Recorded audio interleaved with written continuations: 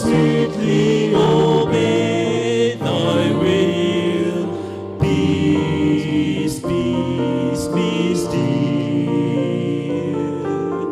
Master, the terror is over, the elements sweetly rest. Hearts are in the calm lake is mirrored, and heavens within my breast. Linger, O blessed Redeemer, leave me alone no more, and with joy I shall make the blessed harbor, and rest on the blissful shore. The winds and the waves shall obey thy will. Peace, be still. Whether the wrath of the storm-tossed sea, or demons of men, or whatever it be, no waters can swallow the ship when lies the master of ocean and earth and sky. They all shall sweetly obey thy will. Peace, be still. Peace, be still. They all shall sweetly obey thy will. Peace, peace, be still.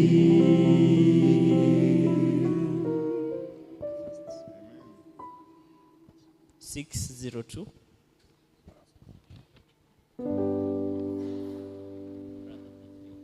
Pardon. 602. O brother, be faithful. 602.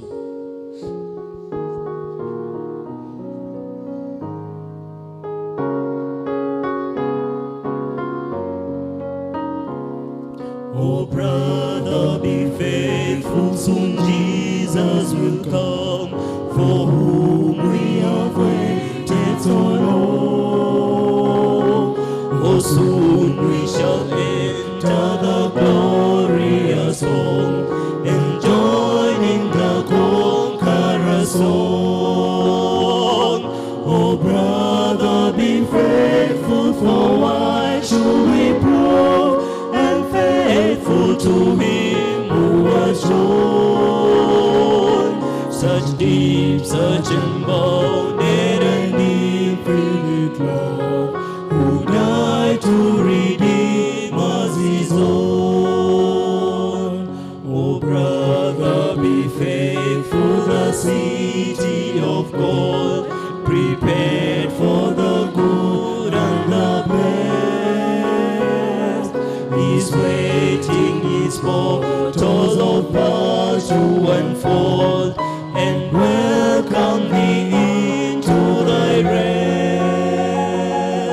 Then brother, be faithful, not long shall we stay in weariness here and forlorn. Time's dark night of sorrow is wearing away.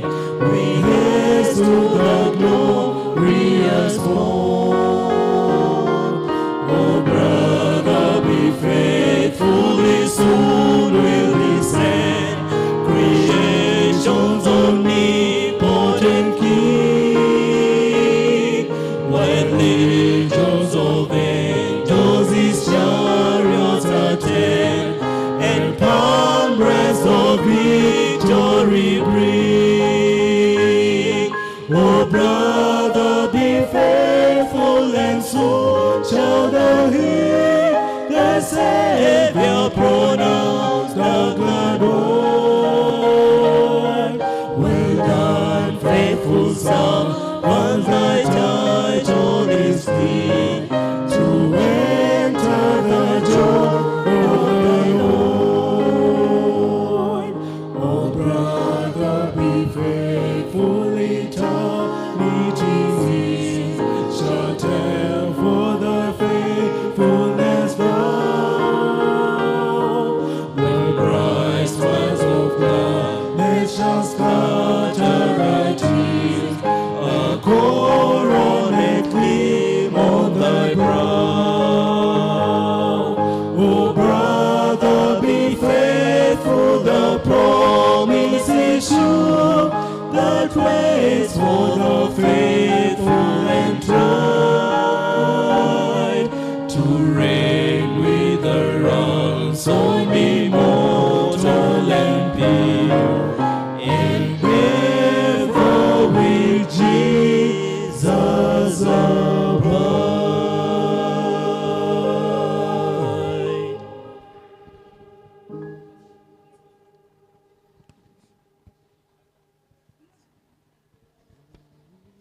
Six 18.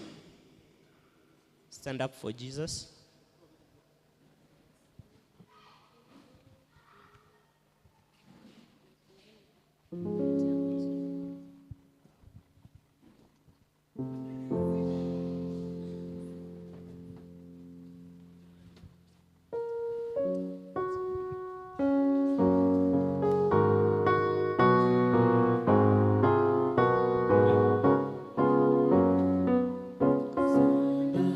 Stand up for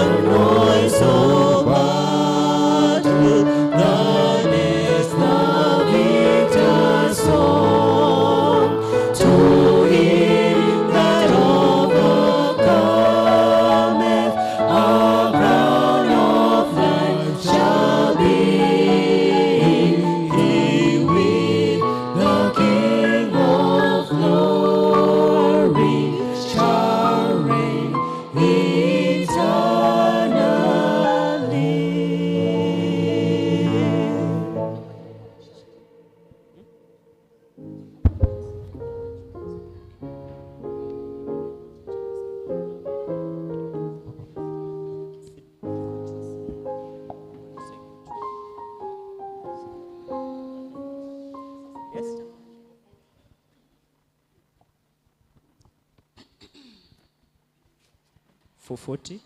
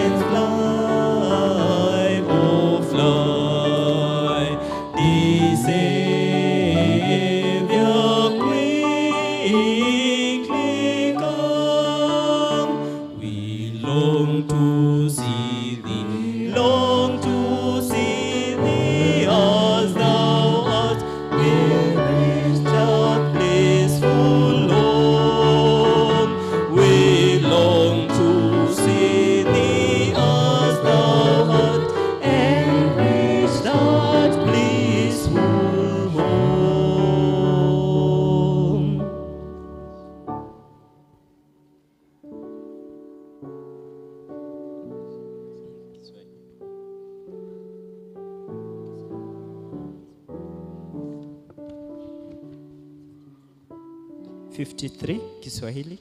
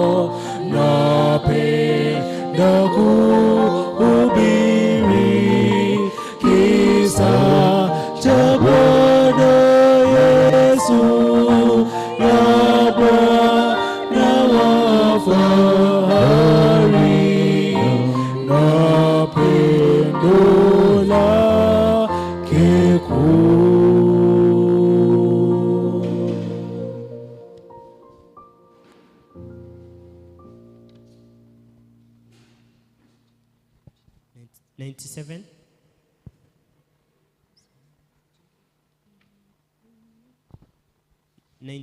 Kiswahili, sioshwi dhambi zangu.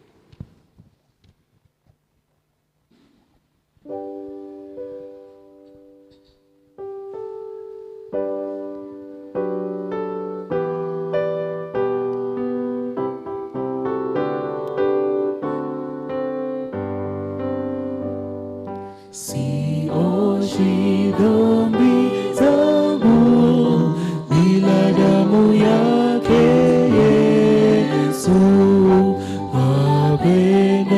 Wapendezeni Mungu bila damu yake Yesu.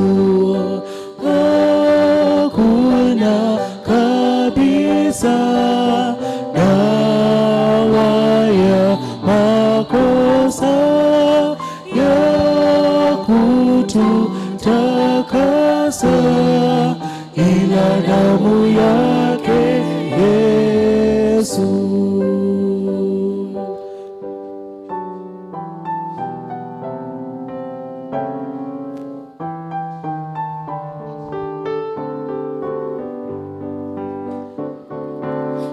Sabuni safi sana ila damu yake Yesu.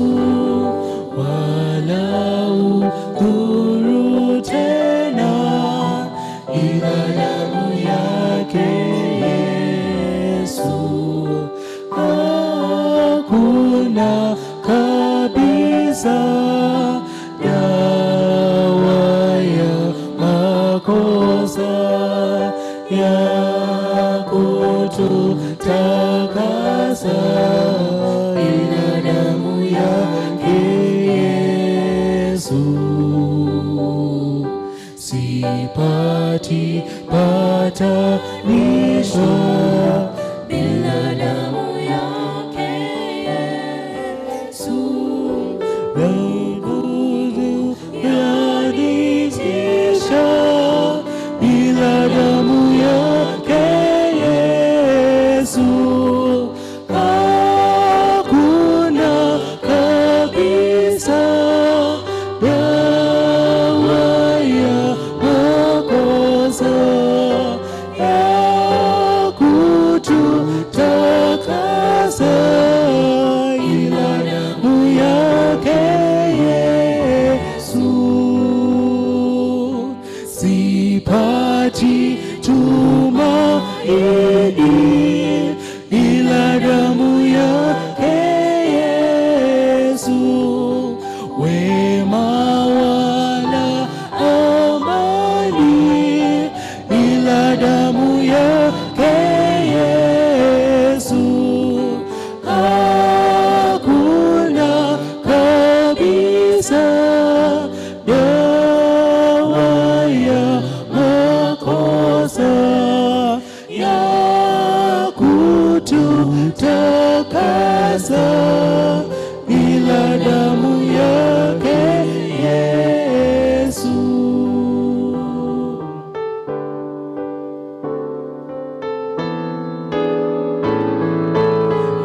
Yashinda ulimwengu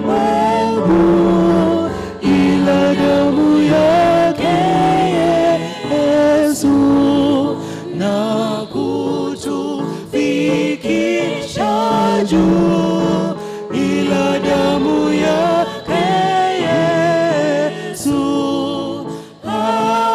Hakuna kabisa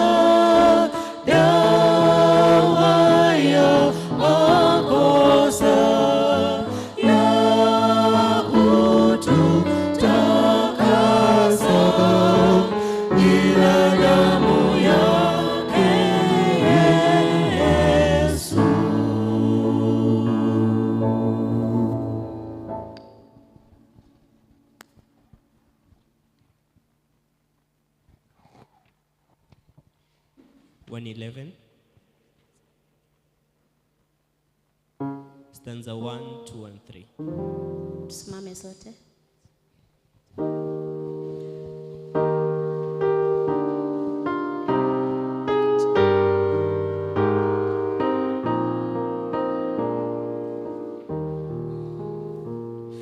Tabibu mkuu Yesu mwenye huruma atuletaye faraja, Yesu Mwokozi wetu. Imbeni malaika sifa za Bwana wetu, jina la pekee kwetu bila Yesu Bwana. Mwana kondoo msifuni, msifuni Mwokozi, hatia zote na dhambi uziondoa Yesu. Imbeni malaika sifa za Bwana wetu, jina la pekee kwetu bila Yesu Bwana. Hakuna jina jingine linalofaa sifa au kutufurahisha isipokuwa lake. Imbeni malaika sifa za Bwana wetu, jina la pekee kwetu bila Yesu Bwana.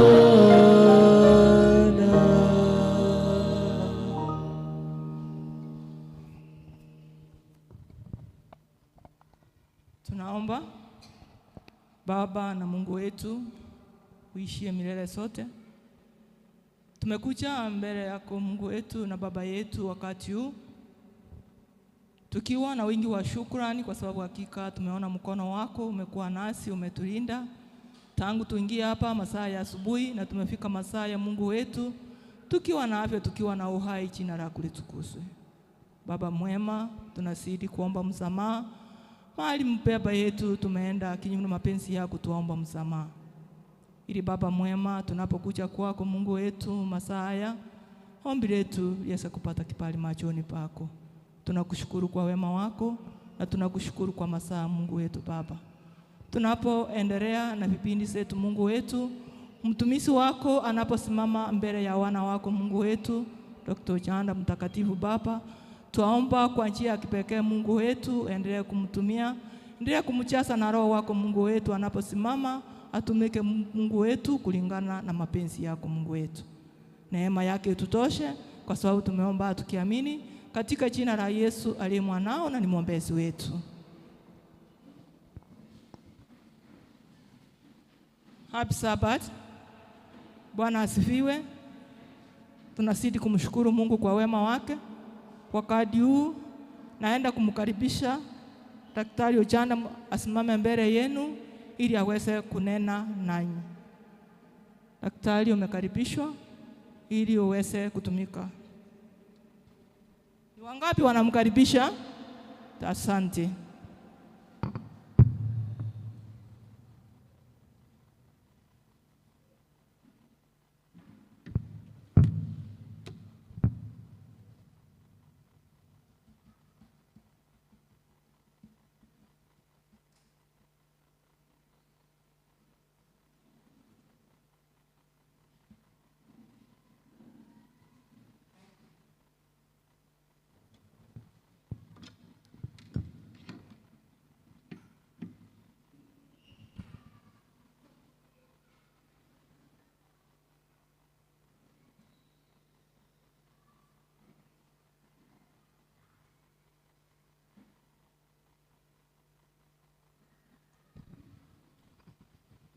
For the communication team, we are starting with the drug abuse presentation.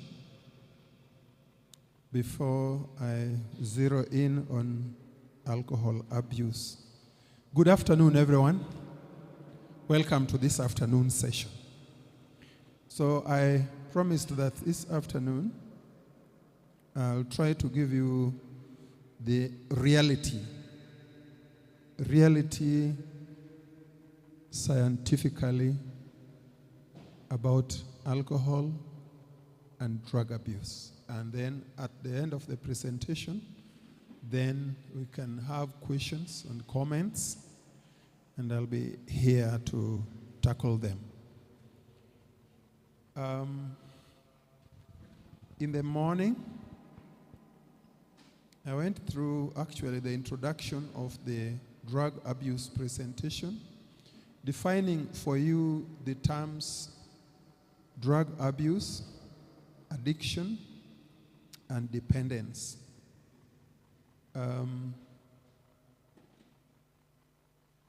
So now I want us to go straight to the part called epidemiology. That should be slide number,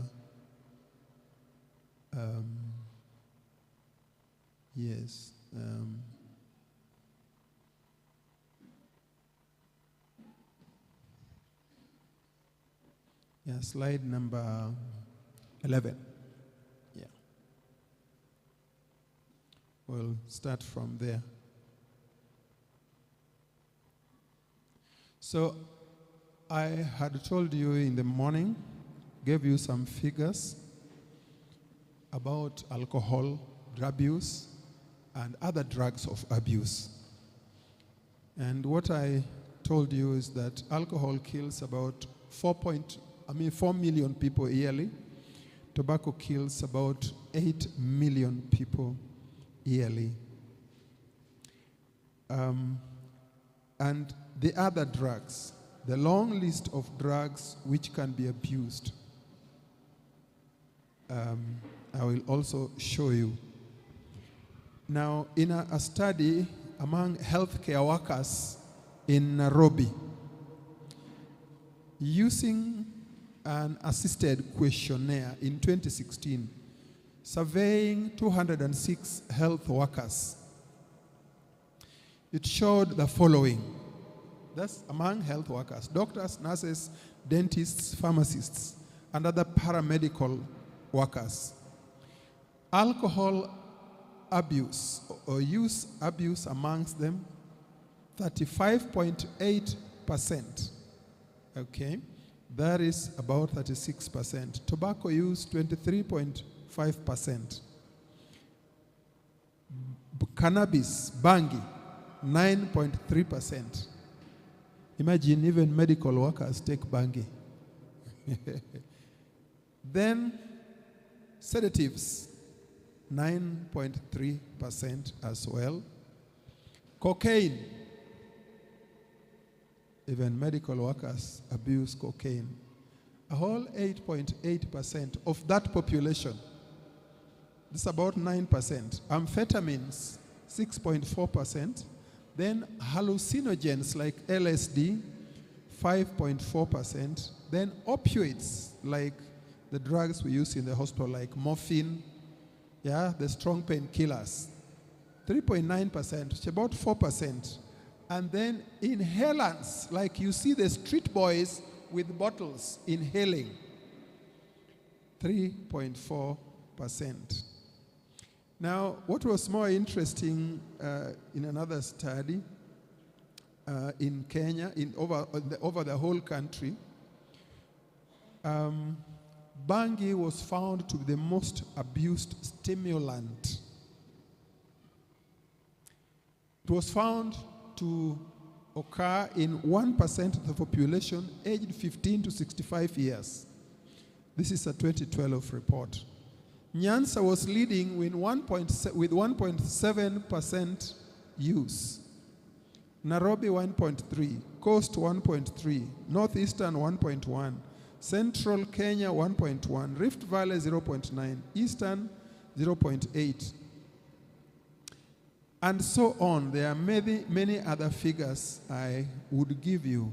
But what I want you to get from all this is the general pattern. Number one, the most abused drugs, the four of them: alcohol, tobacco, bangi, and miraa. Then there is a long list of others.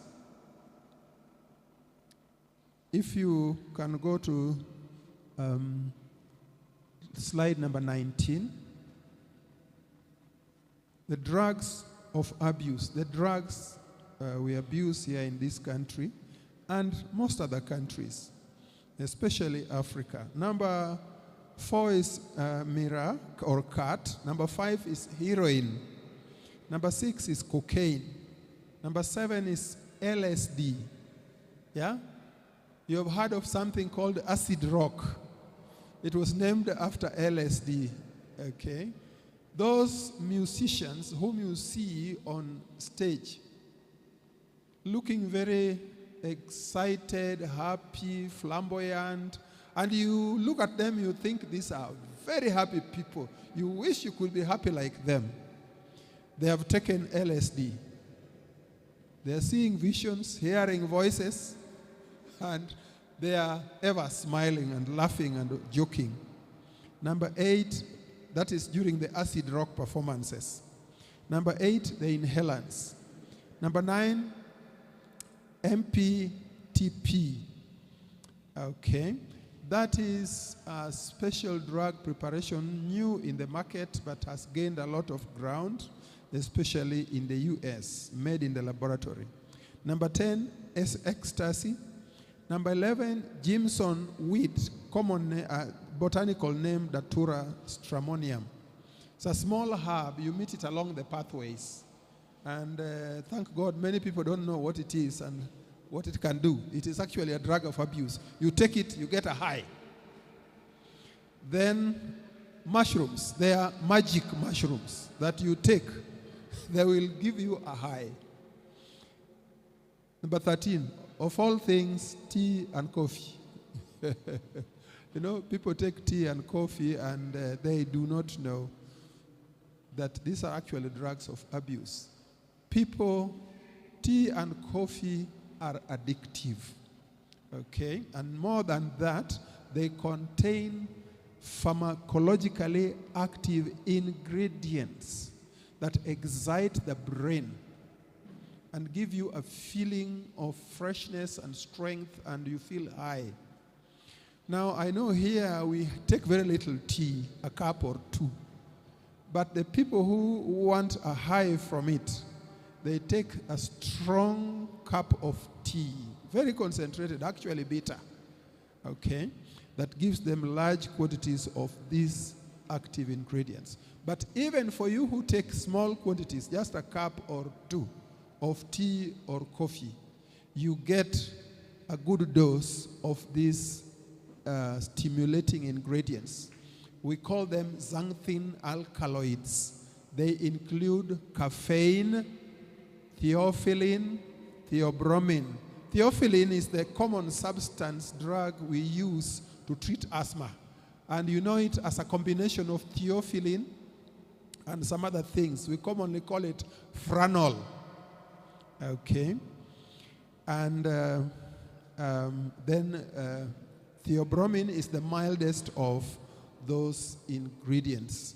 And so tea has the highest concentration of caffeine, followed by coffee. But then tea has high in concentrations of others, while coffee almost has only caffeine. Then number 14 are several therapeutic drugs. That is drugs we use in the hospital for sick people. We prescribe them. But nevertheless, when used in higher quantities for a prolonged time, they produce addiction and dependence, just like tobacco or alcohol.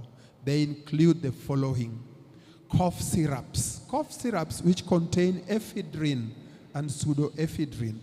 And if you are a pharmacist and you see young people buying cough syrup every now and then, just know something is wrong. They are hooked to the syrup. They drink it. Not because they are coughing or sick, for pleasure. Then analgesics, painkillers like pethidine. We commonly give pethidine before theater and after theater. Okay, that's the most common painkiller you are given after you come from theater. Then morphine. Morphine we usually give to extreme cases. Okay, cancer patients stage 4 with widespread cancer, and they are sometimes in excruciating and unbearable pain. And the last drug we give is morphine or methadone. Now, many of the general painkillers have got codeine.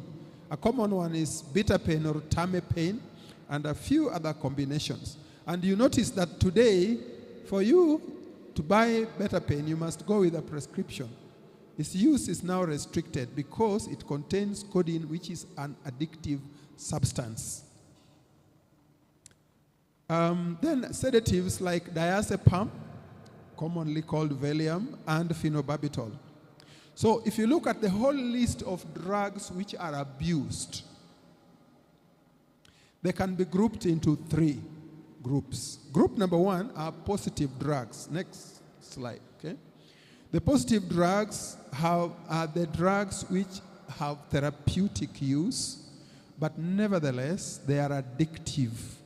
Okay, they produce addiction used in higher quantities for a prolonged time.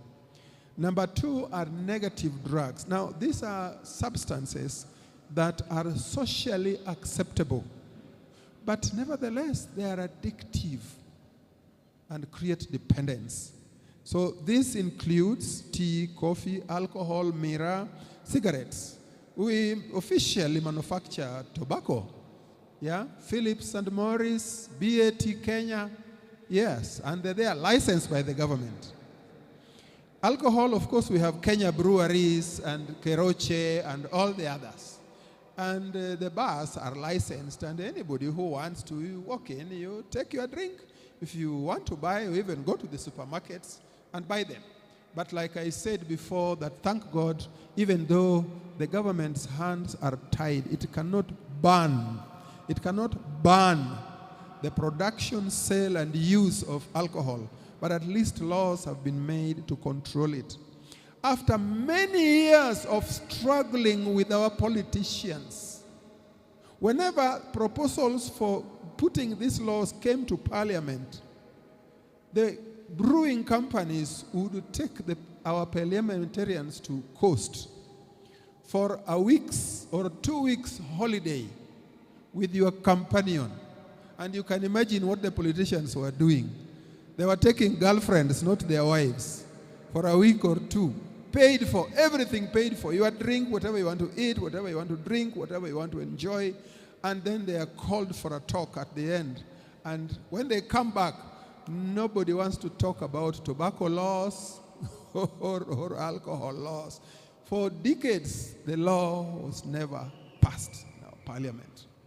Many of you do not know what it takes to convince government to make laws, especially on socially acceptable things like tobacco and alcohol, from which the government gets taxes. Unfortunately, the taxes they get, the harm from the population, what the government spends to treat the illnesses created by alcohol and tobacco is 4 or 5 times the amount of tax they get from the sale and manufacture and sale of these compounds, tobacco and alcohol. So the government is not gaining, they are losing. Okay, you allow them to drink, you get the tax, and you say, okay, that is a job, it's a company, it has employed many people. Many of them are directors there, they have big shares, and, leave it alone, don't touch it. Group 3 of the drugs are hard drugs. Now, this one, all know that they are harmful. Their use is actually illegal by law. That includes banging, cocaine, heroin, and others. So what are the factors which lead to drug abuse? Some people enter into these things, start using them, others don't. Okay. Number one, there are associated factors with genes, gender, and ethnicity. Now, genes, they are personality traits. People with a weak personality, people who are not able to stand for themselves, decide and stand for themselves. They go rather by what everybody else is doing. If my parents, if my siblings, if my friends are doing it, it must be okay. So they just do it. Now, personality is a genetic trait, okay? And so people with this kind of weak personality, yeah, they are more prone. It's not that they must drink, but they are more prone to alcohol addiction and dependence. One of my classmates used to say, Dr. Chanda, me, I can never taste alcohol. I know myself and I know my family. We are weak people. If we enter into it, our father told us, you'll die in it. Because we don't have that strong personality to say no to things. You know, even when people struggle to stop drinking, there are people who don't struggle. The moment they discover that this thing is harmful to me, they just say, that is it. I'll not taste it again. And they will never taste it again. They have a strong personality.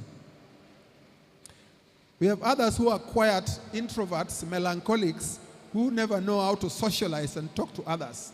And sometimes even to get the courage to talk to a lady and make a proposal, they need the courage of the bottle. Okay? Once they are tipsy, they have all the courage. They can face a lady squarely in the face and tell her, excuse me, you look nice. I like you. Can we be friends? But he could never do that when he's sober. Then, when you take alcohol, your body breaks it down. The amount that will be in your blood will determine your body reactions. If you have enzymes that break the alcohol very quickly, then you can take a large quantity of alcohol before you get drunk. But there are others whose enzymes for breaking alcohol, the level of the enzymes are low, number one. Number two, some have abnormal enzymes. And so this kind of people, when they take alcohol, even a small quantity, even a sip, they react viciously because their body is not able to take it, to handle it. Now we have a group of Indians and some other small pockets all over the world, people who are like that. They are protected from alcoholism, okay? They don't dare take. Gender. Women have a lower quantity of alcohol breaking enzymes. So women will get drunk from less alcohol than men. Okay? The legal level of alcohol in a woman is 60 grams per mil. That is the level of alcohol in your blood at which you are considered now drunk and under the influence, no longer qualified to drive or to make decisions, if the blood level is more than 60 grams per deciliter. For men, the legal level is 80 milligrams per deciliter. There's that gender difference, okay? And when you look at all the data, it is always the men who are the majority in abusing alcohol. Then ethnicity. Ethnicity has to do with what I've already explained, that in some communities, some families, clans, they have that weak enzyme which can't handle alcohol properly. So these factors can lead to alcohol abuse. Number two, environment. If you are from a family where people drink, your dad, your mom is drinking, and you are a child, a young person, of course, you look at it, this is a normal thing. There's nothing wrong with it. It's just normal pattern, parcel of life. Okay? And if your family, they are brewing the traditional brews, you grow up taking these things. Then peer groups. Okay? If your friends, your close friends, drink alcohol, most likely you will be influenced to do it. Whether they smoke or take bang, you will be influenced along. Then stress. Many people under stress, they want to drink to remove the stress. Physical abuse. Physically abused people are frustrated. Okay? Women who are beaten all the time, children who are mistreated, beaten by their own parents. Okay? They take alcohol to console themselves, and these are the drugs. Then people who are sexually abused, women who have been unfortunate to be raped, especially by a close relative, uncle, brother, cousin, close cousin, and it is so frustrating that in the attempt to assuage that frustration and stress, they end up abusing drugs. Number 3, availability. If you are in a home where it is being sold, if you are a pharmacist handling these addictive drugs. Number 4, family problems. If you have from a family which is dysfunctional, then you are more likely to end up abusing drugs. Ineffective parenting. There are at least 3 classes of parenting. There is, number 1, tyranny, tyrannical parenting. That is, parents are literally a terror to the children. Baba akiingia, kila mtu anatawanya. You all hide, run away. Because any small mistake he notices, kibokos. He will not sit and reason with you. Kibokos. So children are scared of the parents. They hide. When they talk to the children, everybody is trembling. Okay? Tyranny. No reasoning, it's just terror. Number 2 type of parenting is laissez-faire. Laissez-faire is where there is no rule. There are no rules. Children are left to do as they please. They go and come when they want. They talk to visitors and adults rudely and arrogantly. They have no respect. They don't care. And the parents know it and they are doing nothing. Okay? Children just grow. They are left just to grow. Then, of course, the third group are the moderate parenting, where there is discipline, but they explain to the children, you know you have done wrong, and I'll punish you for this, and even explain why it is wrong. In that way, children grow up knowing what they should do, and they become reasonable. Okay? So, tyranny and laissez-faire parenting is ineffective parenting, and they produce all kinds of psychological stress and abnormal behavior in children. Number 6, curiosity. Not just curiosity. You see people who are drinking, and you see them looking excited, and you admire maybe their behavior. Then you say, this thing, watu wakikunywa wanasikia vizuri, hebu nijaribu tena. Nijaribu pia. Number 7, people with low self-esteem. I've already explained them. People with poor personality, introverts, shy people. Okay? So to look cool, to get courage, to feel high and airy, to forget the financial stress, they drink and take other drugs. Peer pressure, I've already mentioned. Okay? Your companionship. Then ignorance. Okay? You don't know the consequences of these things, of drinking, of smoking, of taking bangi. So it looks innocent pleasure. It is called innocent pleasure. Ni kitu tu ku pass time, kufurahisha. The people who drink call it, they are rewarding their body. They say, after I've worked the whole week from Monday to Friday, now Friday evening, I go and reward the body for working hard the whole week. But of course, we call that binge drinking, when you maybe drink once a week, but you take a large quantity. Okay? Binge drinking, as much harmful as regular drinking. Then spiritual poverty. Essentially, alcoholism and drug abuse is due to lack of the fear of God. If you were to take statistics here in the church, or any church for that matter, you will get that the rate of alcohol abuse is very low. Maybe something like 1 or 2%. But if you were to take the same statistics in the general population, that's where we get these figures of 37%, 52%. I don't have time to show you the actual figures for alcohol, but in many countries, in America, in Europe, alcohol consumption involves 78 to 90% of the population. At one time, President Kenneth Kaunda of Zambia said, I am not going to lead a nation of drunkards. Alcohol drinking in Zambia was the order of the day. It was too much. People couldn't work, efficiency, schooling, everything was going down. And we have in Kenya certain communities where if you drink, something is wrong. You don't drink, something is wrong with you. I hope there are no Kalejins here. Yeah, in some parts of Kalenjin land, if you don't drink, then you are abnormal. So it's the normal thing to drink. Okay? There are some areas in Nyanza. If you don't drink, something is not right with you. Okay? You are not normal. You heard of a place called Alego in Ugenya. I'm sengengering them, but that's the reality, okay? According to our data, our statistics. So we have communities where it is just the norm, okay? There's nothing wrong with it. It's the normal part and parcel of life. If you don't do it, actually, you are not okay. You will not fit in the company of everybody else.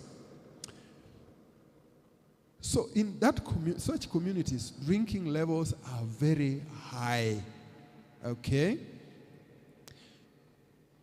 If you were to do a comparison between the statistics of the general population and the church population, and you do a statistical analysis test called chi-squared, which compares the incidence of any disease or any problem in a society between two populations, the difference is so big, statistically significant. Something like P is equal to 0.00001. That means a very high difference. That means that alcoholism and drug abuse is basically a spiritual problem. People who don't know God, they don't have a value for life, okay? They don't know which direction life takes, where they have come from, where they are, where they are going. They have no sense of direction. Life to them is an accident. And you eat, drink, make merry while you have it. After you are dead, no more. They live for themselves.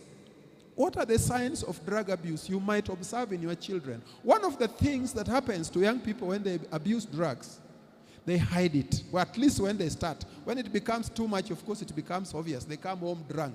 But in the early days when they started, bang taking, cocaine, heroin taking, alcohol, they hide. And it is as if they take an oath of secrecy that they will never confess. They will never accept. So when somebody tells you, your child, your son is smoking bangi, taking alcohol, say, my son, my active youth in the ambassador and in the youth society. No, please stop lying about my child is such a good child. When one day you discover the truth yourself, you're surprised. You say, Now those who take the harder drugs are even worse. You don't know what all things, ceremonies they go through to keep those secrets. It is hard for them to confess. You have to get solid evidence with which you confront them. And then from there you are able to discuss and lead them to a stage where now you can lead them to look for help to stop it. So before they reach the obvious stage, some of the signs that you might see in the young people. Number one, a change in peer group. Their friends, his friends he has been working with, suddenly he's not with those ones. He's in a very different new group. The old friends who are good friends, now he doesn't want their company. Carelessness in grooming. Somebody who has been very clean and orderly in the room, in clothing, in dressing. Suddenly their nails are just long and dirty. Their hair, you have to remind them to comb every morning. Sometimes they even eat and forget to wash their hands. They're walking with ugali in their hands. Or they eat, but they don't even rinse their mouths or brush. Somebody eating, walking around, talking with you with ugali and mboga in the teeth. They become careless in their grooming. They wear clothes unironed, shirts and trousers and dresses. Her dress wrinkled all over. And they don't even notice, they don't realize. You have to remind them, hey, when you are dressing, what's wrong with you? This thing is too creased. It's not good for wearing. Number 3, decline in academic performance. A child who has been shining in school. Number 2, 3, never beyond number 5. Suddenly they are number 10, 20, 30, towards the tail of the class. something is wrong. Investigate. Loss of interest in favorite activities. A child who has always loved football or netball or volleyball or basketball, yeah, or just interest in machines, suddenly they are not interested in those things. Change in eating habits. They eat at odd times. They don't want to eat with everybody. Yeah? They want to hide, eat alone. Because during the eating, there are things they put in the food. Changes in sleeping habits. They sleep in the day more than in the night. Bad relationship with the family member. They're always picking quarrels with their siblings. Even the parents notice the rudeness and arrogance. Okay, so those are some of the signs you will see. There are other physical signs you might notice. The stages of drug abuse are already alluded to them in the morning. That when people start drinking or abusing any other drug, the first stage is when they start. They're just doing it, taking it for pleasure, and it is all good, nice, good pleasure, nothing else. But as they continue taking, they get used to it. Okay, they become used to it and they become addicted to it. This is now stage 2. When now they have to take it. If they don't take it, they are not feeling well. So that's the stage when they develop addiction. Now, after some time of addiction, when they try to stop, they experience body reaction, physiological reactions. Somebody who has been drinking continuously, when they suddenly don't drink, they become confused, delirious, they are sweaty, they are trembling, their body aches, nausea, vomiting, they are just sick. And this can last 2 to 3 days if they don't drink again. When they take even a small sip, then suddenly those symptoms disappear. And that encourages, we call them withdrawal signs and symptoms. The withdrawal signs and symptoms encourage them to drink, because when they are feeling that bad, when they take a little, then suddenly they are relieved. And that's why some whom we help to stop drinking, you take them through a slow, gradual process of gradually reducing the dose until the dose they are taking is nil. Stage 3 is when there is now proper health problems, physical damage. Alcohol will destroy your brain, your nerves, your heart, your muscles, your intestines, your pancreas, your liver. Every organ in the body is destroyed by alcohol. Physical damage. This stage is irreversible. It's too late. Some of the physical clues. IV drug users will have scars in their cubital fossa, the elbow, in the front side, the cubitus. They will have the scars here, they will have them here, they will have them all over, wherever there are veins. They may have red watery eyes, especially if they are taking bangi. Sleepiness in the day, general tiredness and malaise, isolation, confusion, drunken gait, daydreaming a lot. They talk so much with affection for the drugs and for people who abuse the drugs. The smell you get from them, maybe from the clothes or the mouth or the hands, they smell bangi, they smell tobacco, they smell alcohol. They may be yawning a lot, especially if they have been taking heroin and morphine. They have dry, cracked lips with constant lip licking. They're always licking their lips. Yeah, the lips are dry. They must be wet all the time. They may have goose pimples and sweating if they have been taking heroin. Problems caused by drug abuse.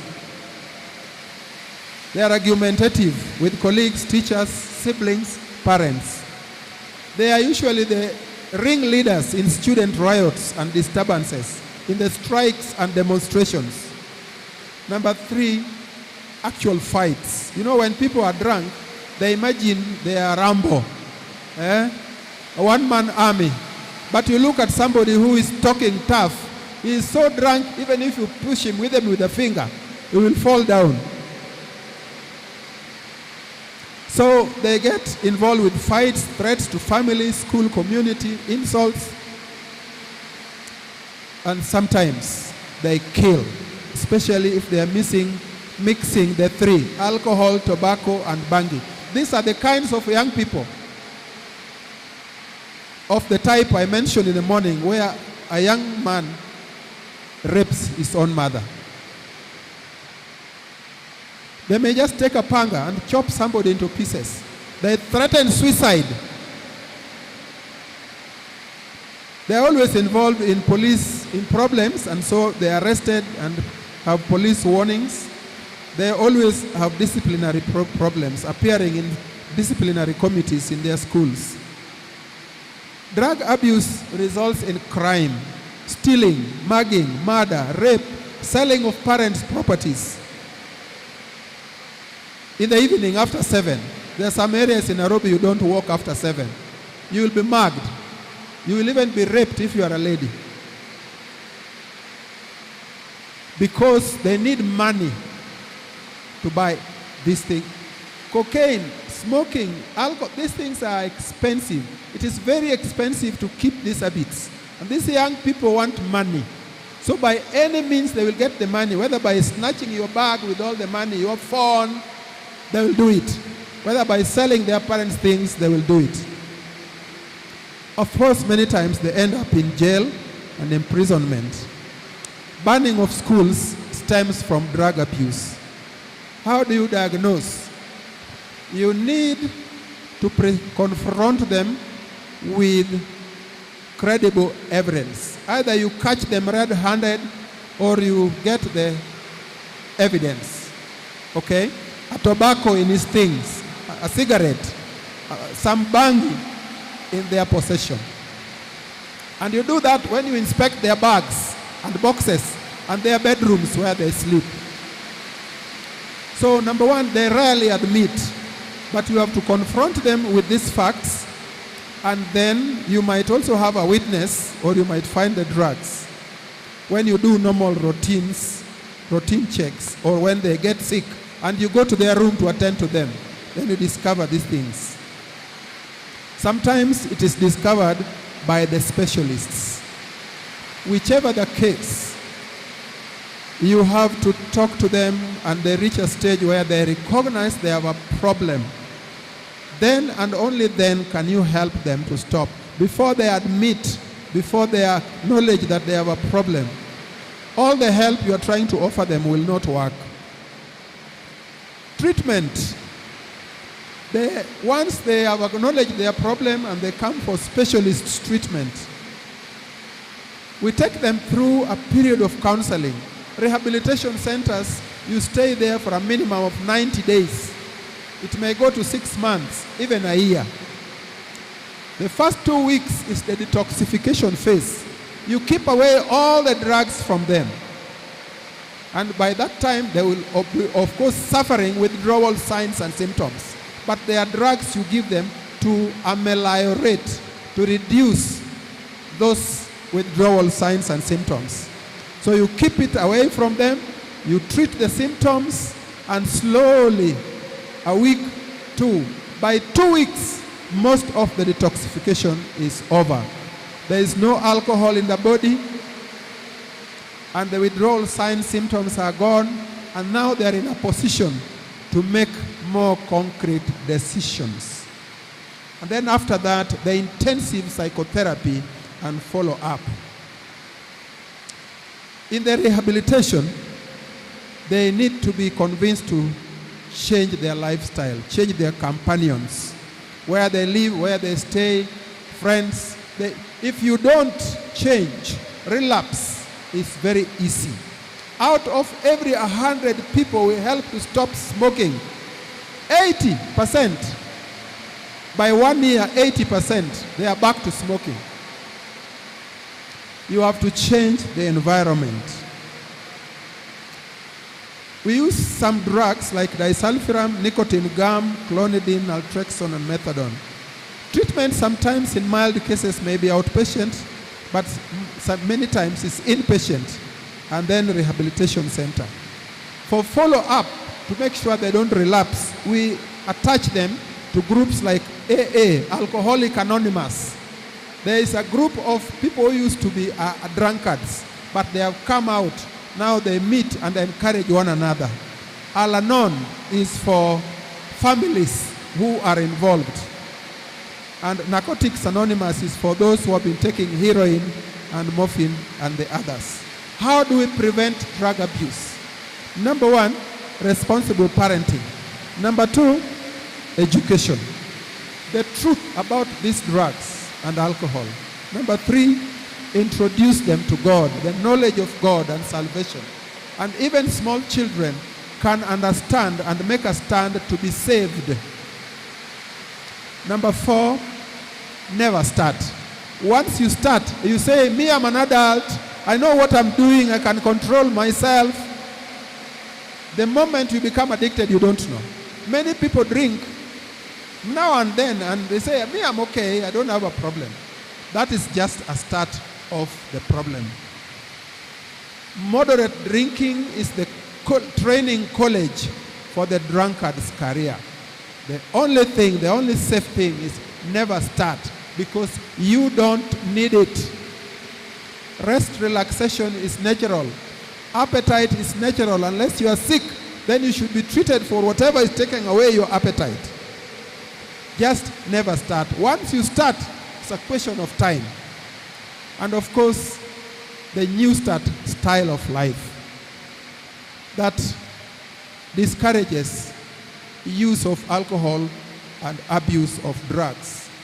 New Starts, which you know stands for proper balanced nutrition, frequent exercise, physical activity, adequate amounts of water, adequate exposure to direct sunlight, temperance in whatever you are doing, just being in the habit of breathing fresh air and having bedrooms and offices which are properly ventilated, having adequate rest overnight, and at least keep the Sabbath and trust in God, a relationship with God. That's the way to prevent alcoholism and drug abuse. Now we go to the other slide. It won't be long, about drug abuse. What I want to do with this is to just show you a few scientific facts about alcohol. Are we there? With the alcohol? The other alcohol abuse.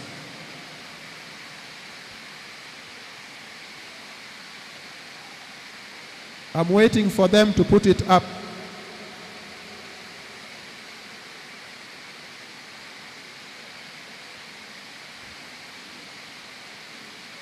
Are they hearing me?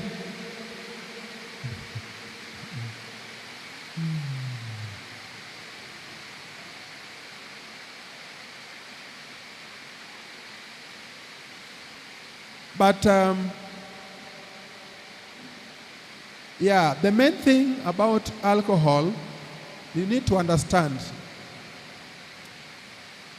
substances, organic substances with a hydroxyl group, OH, attached to them are alcohols.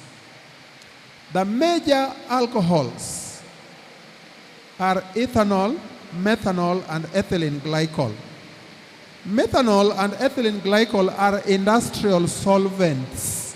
We use them in the manufacturing industries for plastic manufacture, for purification of drugs, even composition of some drugs. Some drugs have them. Many things, they are used in industry for manufacturing processes. But you know as well as I do that some of the methanol end up in the drinks, in the traditional brewing dens, to make the alcohol more potent, so you can get drunk for just kidogo. And that is what causes loss of sight and death. Loss of sight and death. Recently, Kirinyaga, we had them. Maimahiu every other time. Meru every other time. Taita Hills every other time. People dying from drinking alcohol. They are contaminated with methanol, which is a very toxic compound. The metabolic product of breakdown of methanol includes formaldehyde, the same substance we use for preserving bodies in the mortuaries. Methanol will turn you into a corpse. So the major alcohol we find in alcoholic beverages is ethanol. Ethanol is a psychotropic substance, that is a mind-influencing substance. Taken because it induces feelings of increased confidence and relaxation. This is why people drink. It induces a sense of confidence, contentment, and relaxation. For me as a Christian, Jesus is enough. With Jesus, you have no problem. You are contented. You are relaxed. You don't need drugs to help you relax. Relaxation is a natural phenomenon. When you are tired and you have worked, you don't need anybody or anything to rest. Just sit and rest. Do something different. But these people take alcohol to relax. Ethanol use has been here with us since the dawn of human history and was associated traditionally with rituals and social occasions, marriage, funerals, peacemaking ceremonies. Okay? And of course, in the Bible, we read the story of Noah. Today, alcohol remains popular, features in social life everywhere, in cities and villages. It is the most commonly abused drug in most African countries. It is the drug that produces the most serious health and social consequences. Alcohol use is found among all age groups, from late childhood to the elderly, but the peak of use occurs between ages 15 and 65. By 65, people are mature enough to know this thing, better leave it. Or some disease has set in and the medics have advised you that, please, you are sick, stop it. You'll only make yourself worse. 15 years is the age of orientation, when young people are getting to acquire friends and they join peer groups and the peer groups influence them. These are the Form 1s and Form 2s. That is the stage of the peak of the start of alcohol taking and drug abuse. Late primary is also common, the ages 10 to 13, but that is less. The peak is that 14, 15-year age group. They're in a state of maturing, testing, to know, to learn for themselves the realities of life. So they end up in these things, in both sexes, with a higher preponderance among males and in all socioeconomic groups. So in one study in some area in Kenya, 70% prevalence among adults, 17.7% prevalence among school-going youths below 19 years, and 77% among non-school-going youths. In USA, 75% adults drink regularly. 78% of students have drunk before graduation. In Peru, it's 75%. In Spain, it is 89%. And in South Africa, the problem is just like it is in Europe. The yearly cost of alcohol-related problems in the US alone is about $300 billion. Hey, ladies and gentlemen, I need only 1 billion. Why waste all that? Unipatia 2 billion moja, hiyo inanitosha the rest of my life. But they waste $300 billion every year. There are over 22,000 alcohol-related deaths from road traffic accidents annually. Alcohol-related. The driver is drunk. The bus driver is drunk.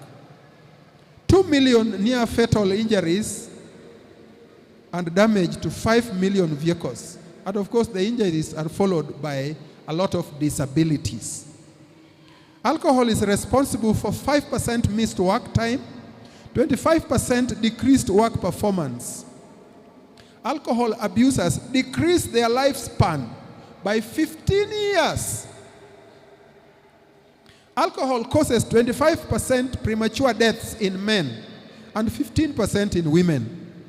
30% of all admissions to the medical wards have coexistent alcohol problems.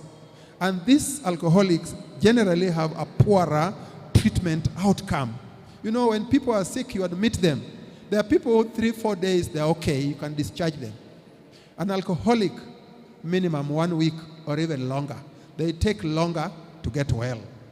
Alcohol causes more preventable morbidity and mortality than all other drugs combined, with the exception of tobacco, which is higher.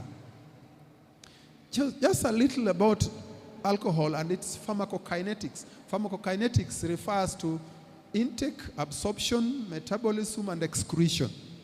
Okay? Everything you take is broken down and excreted out of the body. Now, this ethanol is a small water-soluble molecule which you take and is rapidly absorbed from the gut. Okay? And reaching peak plasma levels at 30 to 90 minutes. The rate of absorption is reduced in heavy smokers in the presence of food and is partly genetically determined. So one of the things you could do to help reduce the effects of alcohol, if you have a relative who is doing so, make sure they drink, but they eat properly. The damage done will be less. Alcohol is partly metabolized in the intestinal walls. Women and alcoholics have less of this enzyme. It is well distributed to all over the body, including the brain. The breakdown is the interesting part. When you break down alcohol initially, your body is able to handle small quantities, about a glass of beer. Your body will break it down efficiently, and there will hardly be any effect. But with more, taken within an hour or less, the concentrations in the blood jump up high. An adult can metabolize 7 to 10 grams. That's about 150 to 20 mils. That's about a glass. Okay? A small glass is 200 mils. A standard glass is 250 mils. Big glasses are 300 mils. So about 200 mils, a glass of beer. Okay? Now, when alcohol is taken, your body breaks it down first in the intestinal walls, then in the liver. And then the metabolic products are used up in the body or excreted through urine and the air you breathe. Actually, when you have taken alcohol, the air you breathe, you expire. The concentration of alcohol in it is directly proportional to the amount in your blood. That is the basis of the alcohol test, which the police use to tell whether you are drinking and you are driving under the influence of alcohol. Then ethanol is broken down to a very toxic compound called acetaldehyde. And then the aldehyde has to be broken down quickly to acetic acid or the acetate. If anything happens and you don't break acetaldehyde quickly, it quickly accumulates in the body and causes a lot of toxic reactions, damaging many organs, especially the liver and the pancreas and the brain. Now, those details, slide number 12 and 13 and 14 and yes, up to 15. I want to skip that because those are technical. But what essentially happens with alcohol, when you have taken it, when your body is breaking it down, it produces toxic compounds, too much of certain metabolites, NADH and NADPH, which become depleted and others produced in excess. And they destabilize the normal cellular function. So all the cells, their functions are affected.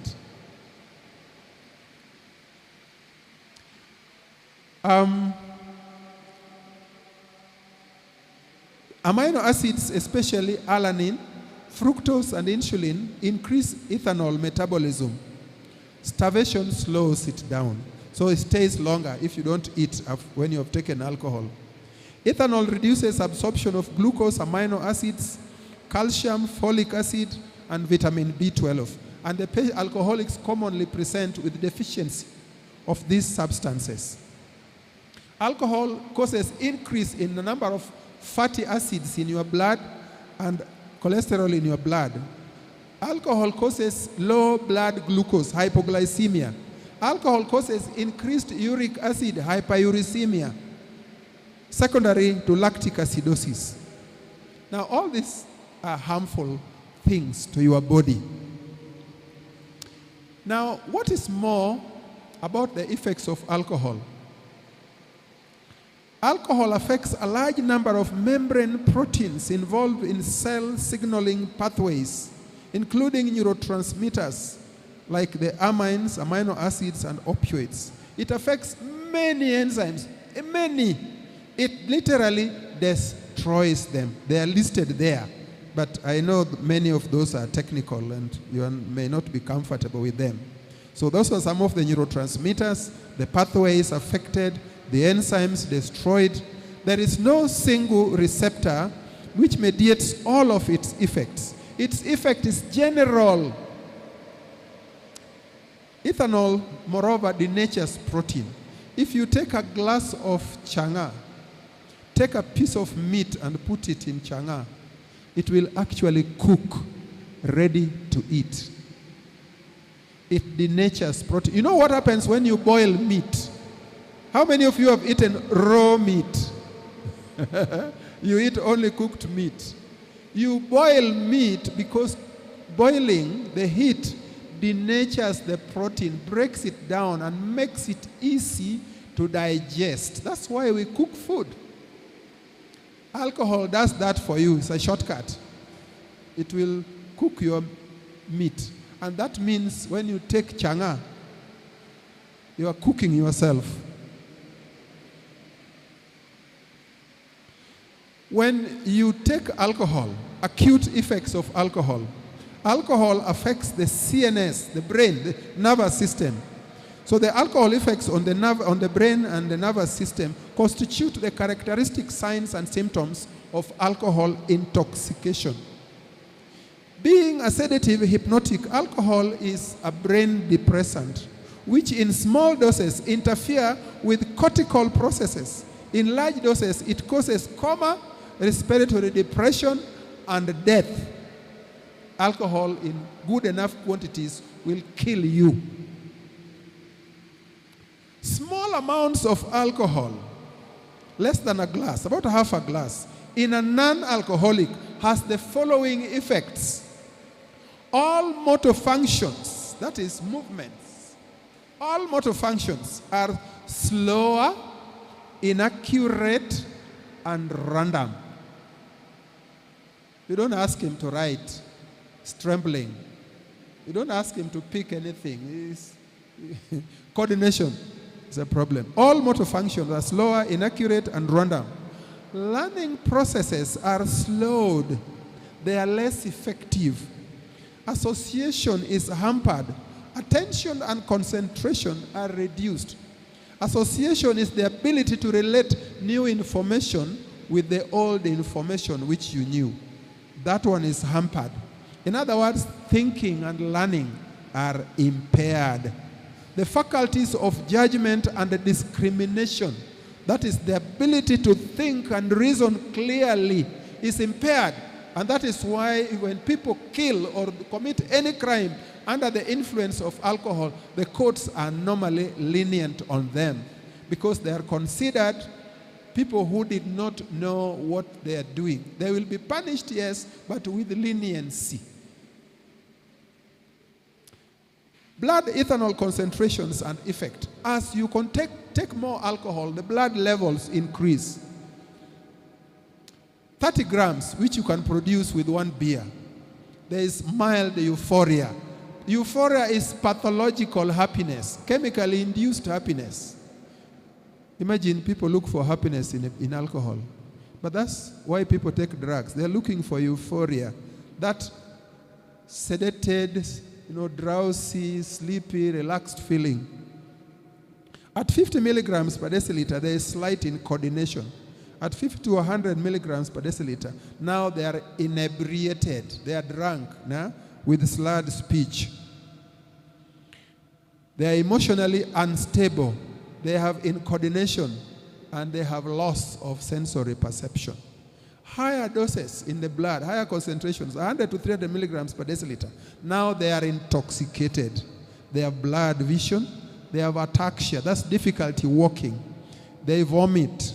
Alcoholics always vomit after they have taken it, when they come home. Stupor, a semi-conscious state. They may go into convulsions.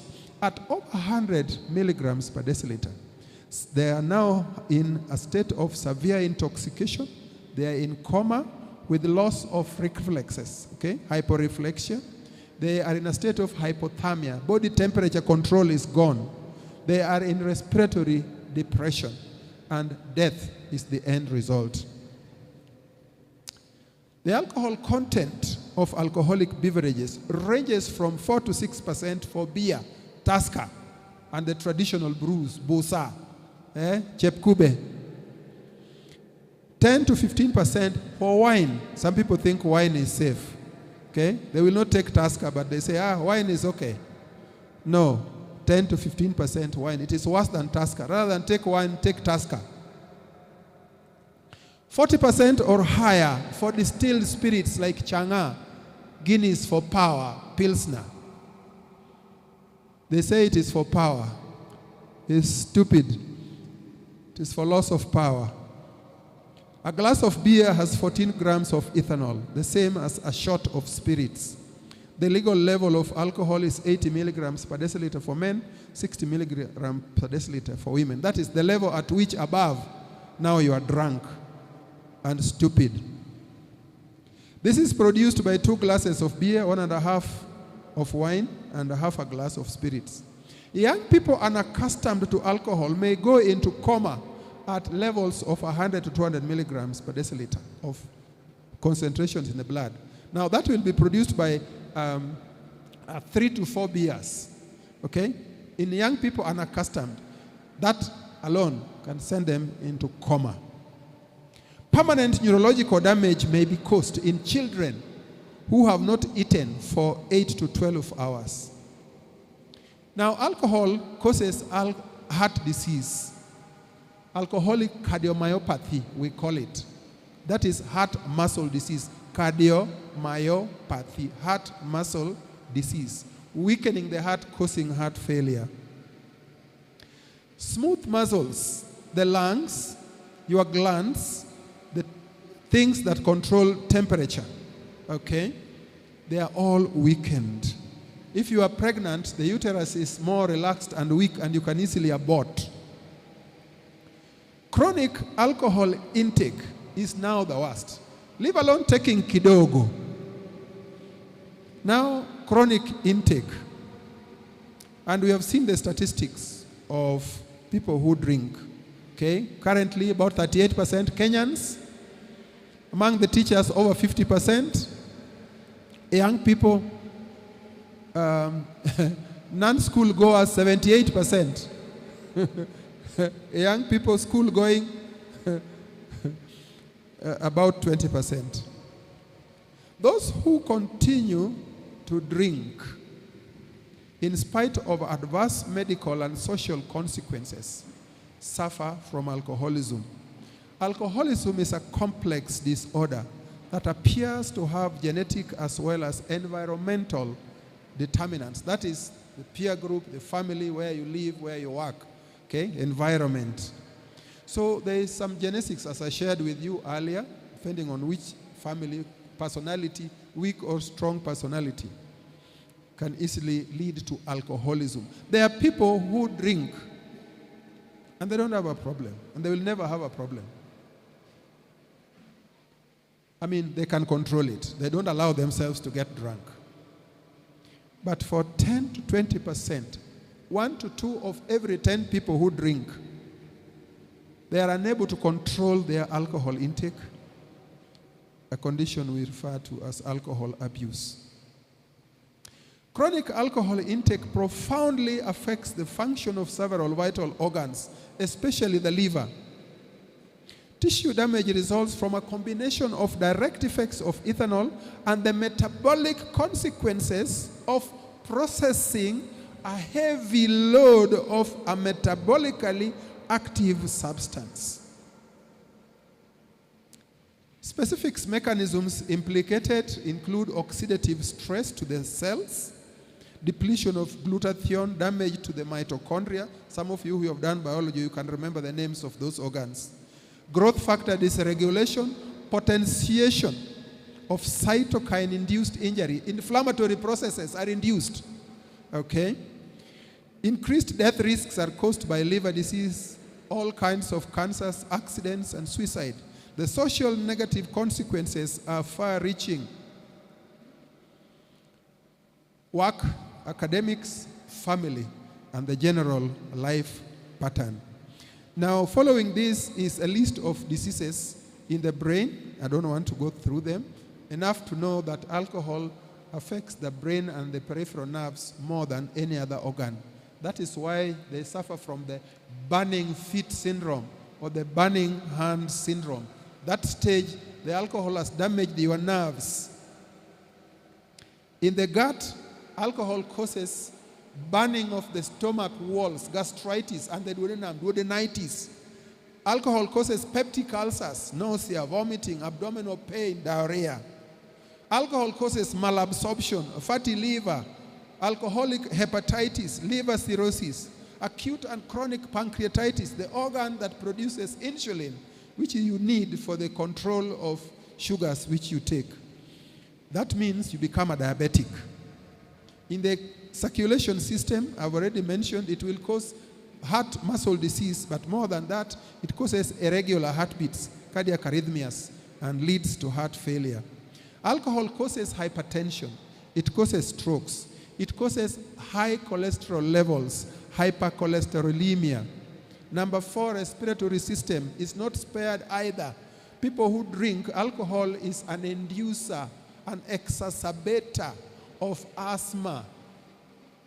In the reproductive system, the genitourinary system, alcohol causes subfertility. It reduces fertility. Sperm count, ability to produce eggs is reduced.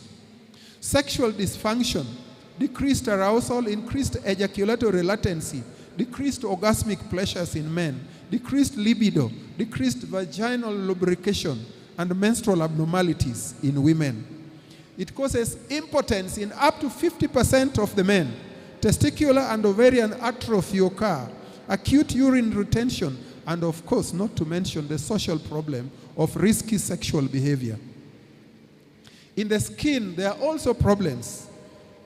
All these inflammatory skin diseases are like eczema, psoriasis, rosacea, they increase. And the rate of skin infections with bacteria are also increased. Alcohol affects even poor babies of drinking mothers. Alcohol is a teratogenic agent. It induces abnormal developments in a child. This includes intrauterine growth retardation, microcephaly, a small brain. Your child is normal but will never become a doctor or a lawyer or an engineer because the brain is dysfunctional. Poor coordination, facial hypoplasia, abnormal facial formations, joint abnormalities. Alcohol is a leading cause of mental retardation and congenital abnormalities. In the blood, it causes anemia, low platelet counts. It causes big, mega-sized, dysfunctional red cells. It reduces white cells. Alcohol leads to trauma through drunken driving, apart from the fights they get involved in. The psychological and psychiatric effects of alcohol include anxiety, depression, paranoid ideation, paranoid schizophrenia. That is when you have lost your mind, okay, and you are fearful and suspicious. Even your wife saying, greeting your neighbor, why did you greet him? Kumbe you are boy and girlfriend, eh? This is what you do when I'm not there. You get all kinds of accusation when oh, I tell you, people live outside here with so much difficulties. Paranoid people are impossible to deal with. They develop personality change, phobias, they have problem with sleeping, and alcohol use it leads to abuse of other drugs, the harder drugs like bangi and cocaine. Alcohol impairs ability to learn and memory. That is cognitive impairment. It occurs in 10% of men and 4% of women. That is people who have these psychological problems. Number 10, social problems, family problems, marital discord, financial difficulties. There are people when they get salary, they will not go home until the money is finished. Mwalimu akienda kupata mshahara, hata rudi nyumbani for 1 week, he is still rewarding his body. Repeated traffic accidents, driving offenses, employment challenges, because they are many times absent from work. They perform poorly at work, and they are commonly redundant. They have decline, of course, in social standing, loss of friends, social roles and hobbies. You know, they even have to frequently change their living places so that they are not, people don't know where they are. And of course, associated children problems. Children are hurt as well as wives by alcohol. Injuries, sexual abuse, stress, behavioral problems, poor school and exam performance. A number of cancers, all the way from throat cancers, stomach cancers, colonic cancers, breast cancer, liver cancer. 15% of people who have liver cirrhosis due to alcohol develop liver cancer. Kidneys are not impaired either. They are not spared either. Okay, so you get kidney failure. All conditions generally improve when you stop with abstinence. In cancers, alcohol is thought to act as a carcinogen, a co-carcinogen, or a promoter of cancer. It is synergistic with smoking. If you drink and smoke, the likelihood of cancer is higher. Okay, alcoholic beverages contain carcinogens. Examples: nitrosamines, polycyclic hydrocarbons, like you find in petrol. So the acute effects of alcohol are transient, largely predictable, and pathologically largely insignificant. The chronic effects are much less predictable, remarkably diverse, dependent partly on the quantity you drink and the period of drinking, maturational state, and genetic factors. Continued drinking leads to progressive damage to all organs in the body and organ failure. When you want to stop, you suffer withdrawal signs and symptoms, and I've already mentioned some of them. It may be mild, it may be severe. It includes, they are stated there, some of nausea, vomiting, apprehension, weakness, faintiness, excessive sweating, irritability, agitation, hypertension, insomnia, that's lack of sleep, and tremors. Okay? Usually it will recover within 2 to 3 days if they stop drinking, if they don't take another one. Then there is intermediate withdrawal and there is severe withdrawal. Severe withdrawal, major withdrawal, occurs in about 5% of the alcoholics who try to stop. They have severe agitation, confusion, delusion, gross tremulousness, rapid pulse, excessive sweating. The patient is disoriented, has visual hallucinations, auditory hallucinations. They hear voices, they see visions. They may have extreme fear and apprehension, leading to aggressive and destructive and suicidal behavior. And it tends to occur at 48 to 72 hours and lasts 3 to 7 days. Mortality is the case without treatment. So, diagnosis, evidence, confrontation lead them to ask for help, to see that they need help. So we have mechanisms of diagnosing, basically by counselors and doctors who are specialists in handling this problem. We have psychiatrists, psychologists, we have physicians, we have counselors who are able to handle.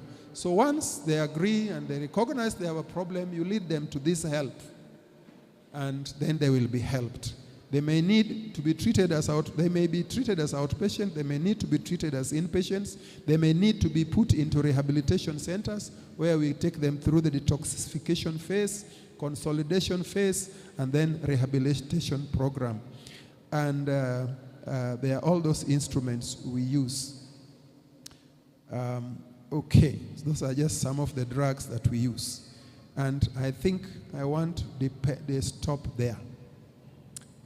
Okay, I want to stop there and invite questions. I have talked enough.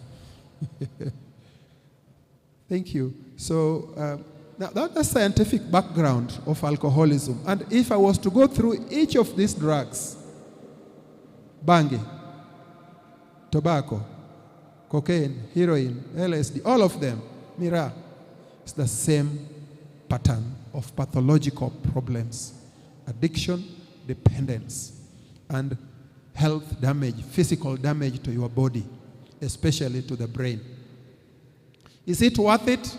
When you start, you are told by your friends that, this thing is nice. In fact, I don't know how many of you have ever tasted alcohol. Tastes like urine. But you are encouraged that when you start it is bad, but as you take more, you get used to it. You know, it's so difficult to die. God has been good to us. He makes dying so hard. For you to die, you must be really determined. God is stopping you through bad tastes and all things. But you insist in going. You must die. If you die, shauri yako. You are stubborn and silly. May God help us. May God help our children. Any questions or comments?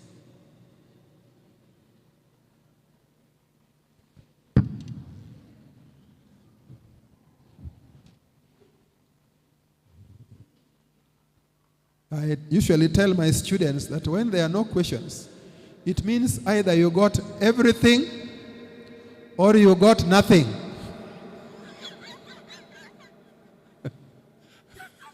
I don't know which one is your case. I don't know whether I was talking to myself.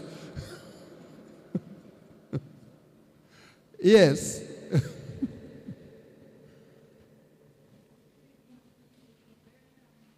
Please, somebody to give her the microphone so we can all share in the question.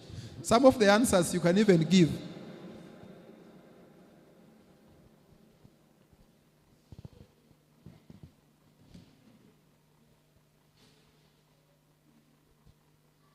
Okay, I have a case of somebody who cannot survive without the beta pain. Yes. What do we do about it? Beta pain contains codeine, and codeine is a drug of abuse. So he is addicted to codeine. Yes, so how can we treat He that? needs help. He has to go through a process of psychological counseling and detoxification. So that means you bring him to us. I told you our offices are at the Union, and I'm there once a week for a few hours, 11 to 1. We can direct you to where you can get help. Most hospitals have a counselor. Many schools have counselors. They have to go through a counseling process, go through detoxification process, and then be slowly helped to come out. So he needs to see one of us, the doctors or the health facilities. It is a serious problem. If he continues, he's in trouble.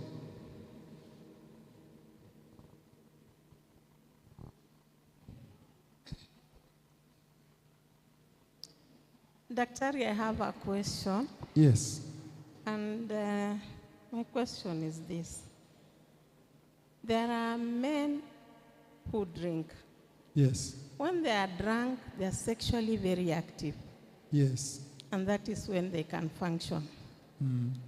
There are men who drink. Mm. When they are drunk, they are flat. They can't They are perform. sexually, Yes. they can't function. Yes. I don't understand how these two relate, that in some people, it affects them sexually, positively, and negatively. Yes. And then my last question is this. You will find, I don't know how to put it, but you'll find some people drinking alcohol so that they are able to talk. They Yes. get that Courage. That courage. Yes. And there are people, when they also take, they become zombies. Shy, withdrawn. Yeah, they are like that. Yes. And then this state whereby people who take alcohol for quite some time, and then they become vegetables. How Yes. do we help? Maybe you'll find somebody has been struggling, going through this rehab. Of course, we have seen some of the rehabs in Kenya. Most of them are commercial. Yes. Somebody can go there, stay there for a long period, 2 to 3 months. When they come out, they are worse than They went. they went. Others, it's the opposite. Yes. How do we handle such? Let me start with the first one. Reactions to sexuality, reactions to alcohol drinking. One thing you need to know that we are all different, okay? We are all different constitutionally, genetically. So it's a question of genetic differences for some people. But otherwise, generally, alcohol, as I told you, excites desire, sexual desire. But it impairs performance because it interferes with the normal bodily function. That's how it is. Now, if there are cases who get better when they drink, those must be exceptional cases, not the common thing, not in the general population. And in every biological characteristic, you get these distributions of people who are totally on the negative, others on the positive, but the majority are in the middle, 75%. Okay, some 12.5% on the left, others extreme on the right, but the majority, 75%, okay, are where everybody is. So it's just differences of constitutional makeup, okay. Then the second question was about those who also react differently. Others become, excited, others become zombies. It depends on how much they have taken. The previous personality and character. People who are sanguines, outgoing, assertive, when they drink, they tend to become very active, very talkative. They're the ones who abuse and get into fights. But people with the melancholic personalities, introverts, shy, quiet people, okay, many of them will also become courageous. And some of them, they react to the negative. They become even worse. Again, it's just genetic differences, really. Okay? We all react differently to things. And the last one, about, people, rehabs where you go and you don't get help. Well, you need to get a testimony from those who have been there as to how good they are. Generally, for government hospitals where there is no Obagusi, at least we have at Coast General Hospital, in Kenyatta Hospital, and in Mathare Hospital. In Western Kenya, we don't have. The Adventist Church in Western Kenya Field Conference, we have only one rehabilitation center. Okay, but those church and government institutions tend to be the best. A few private institutions, you may get a raw deal. So really it's just for you to find out which one has a good reputation, where things work. It's not unusual that you may have some quacks pausing, as psychologists, counselors, when they don't know what they're doing. This is Kenya. Na watu wa Kenya wanapenda mbesha. Yes. Okay, this one, I would also like you to give us an advice. We have our children. Yes.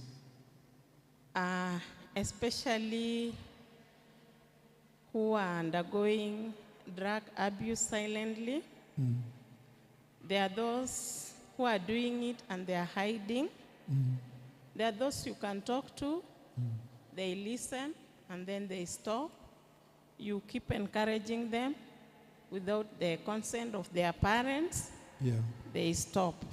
But there are those, if they open up, you advise them, then they find that the parents are aware. Now they decide to do it because maybe the parents are aware. and they think maybe somebody has told them. So in such a case, we have such a cases in our churches, especially this age between ambassadors and the youth.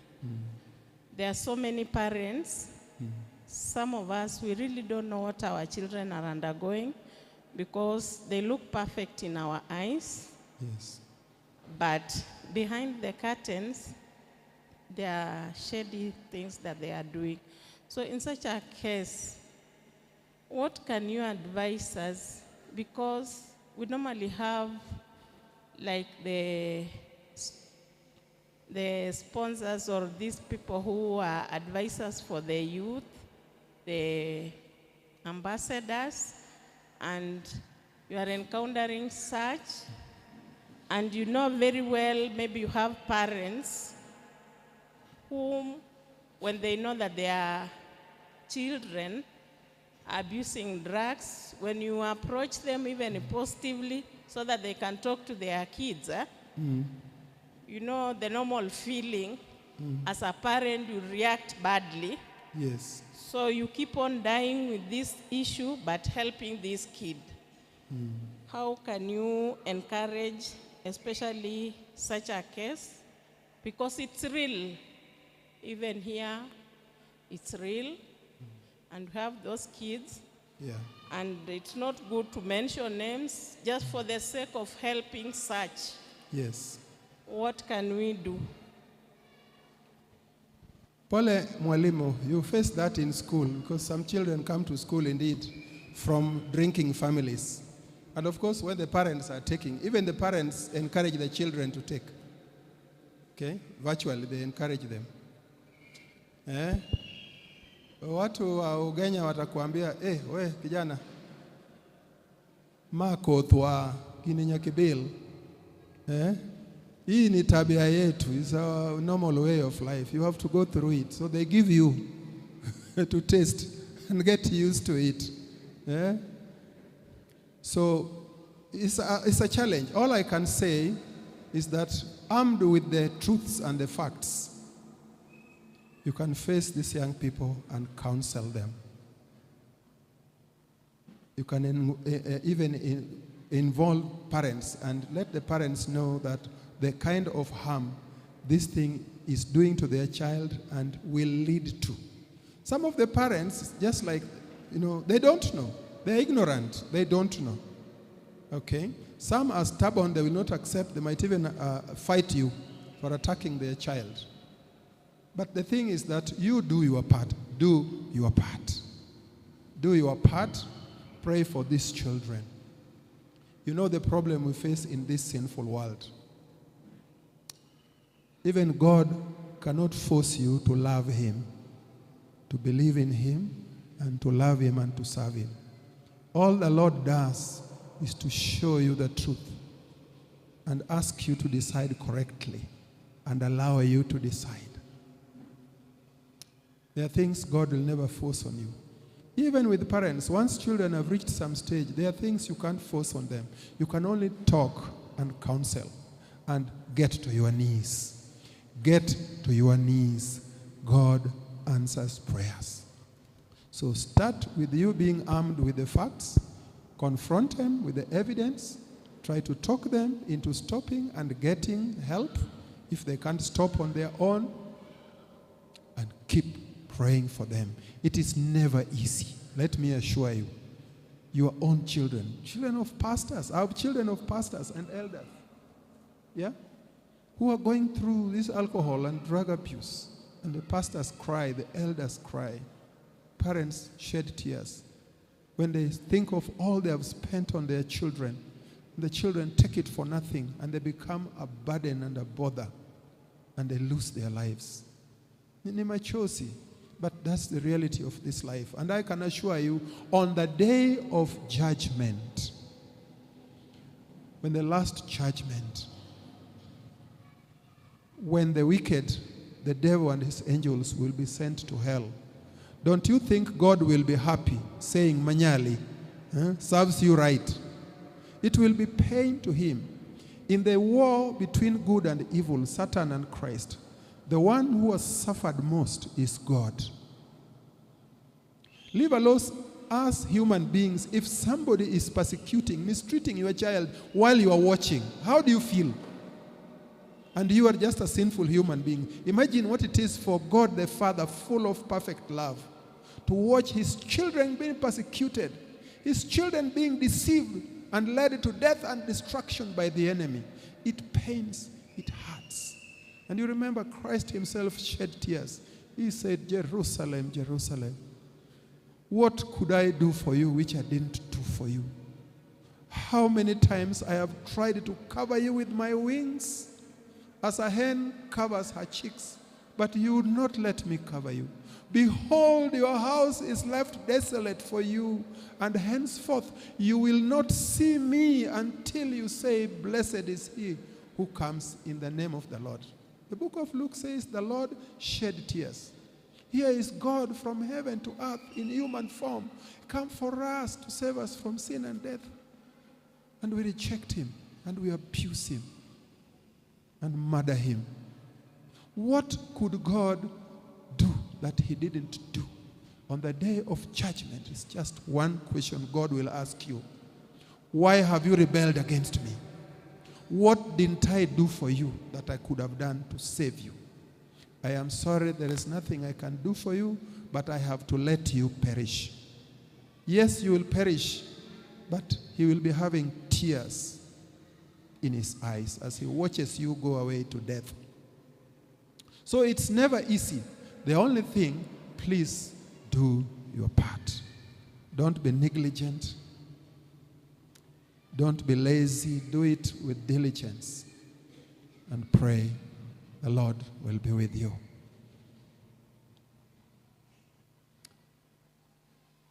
Any other question? Yes.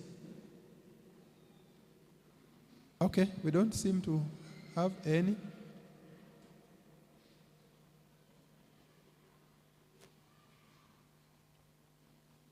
Thank you. I have two questions. Sometimes I think we as Adventists we take alcohol indirectly. So for my first question, I've seen many TV shows preparing food using wine. They do what? They prepare food using wine. Using wine as one of the ingredients. Yes. I just want to know if that's advisable. Because probably most of the hotels that we go partake of some of these meals are composed of the wine that's included inside the food. So maybe you can tell us if that is advisable. Then second question, I think as a community we like fermenting porridge. Yes. Porridge. Maybe 2-3 days so that ikue ile kali. You understand? Yes, sour porridge. So is that so? In that process, whether it is alcoholic. Yeah, it's alcoholic. So is it advisable also to ferment porridge? Yeah. Okay. And I've also heard that hii mizabibu tunatumia katika Holy Communion. The mizabibu that we use during Holy Communion inatumika sana kutengeneza wine. What? Mizabibu. Oh, mzabibu. Yeah. Grapes. The grapes. Vine grapes. Yeah. Yes. They're actually a major. Yes. It's okay. I can answer those ones. The first one was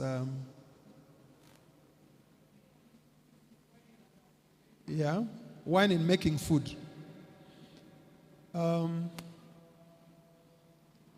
When you use, ladies, what do you use for wine for which food? Mandasis or chapatis? Or mayonnaise? Whatever food you use it, I am pretty sure it's not the only thing which can be used. most likely whatever quantity we use to prepare food will be very little, will hardly have any effect, okay? Even if it is alcoholic wine. So it will hardly have any effect. But the point about use of wine is that use encourages use. You induce tastes that will make somebody prefer wine. So you are indirectly helping children and your family to start taking wine, alcohol. So for me, it would not be advisable to use wine for making foods. Those small quantities, alcoholic wine, okay, are not safe. They are not safe. It's not advisable.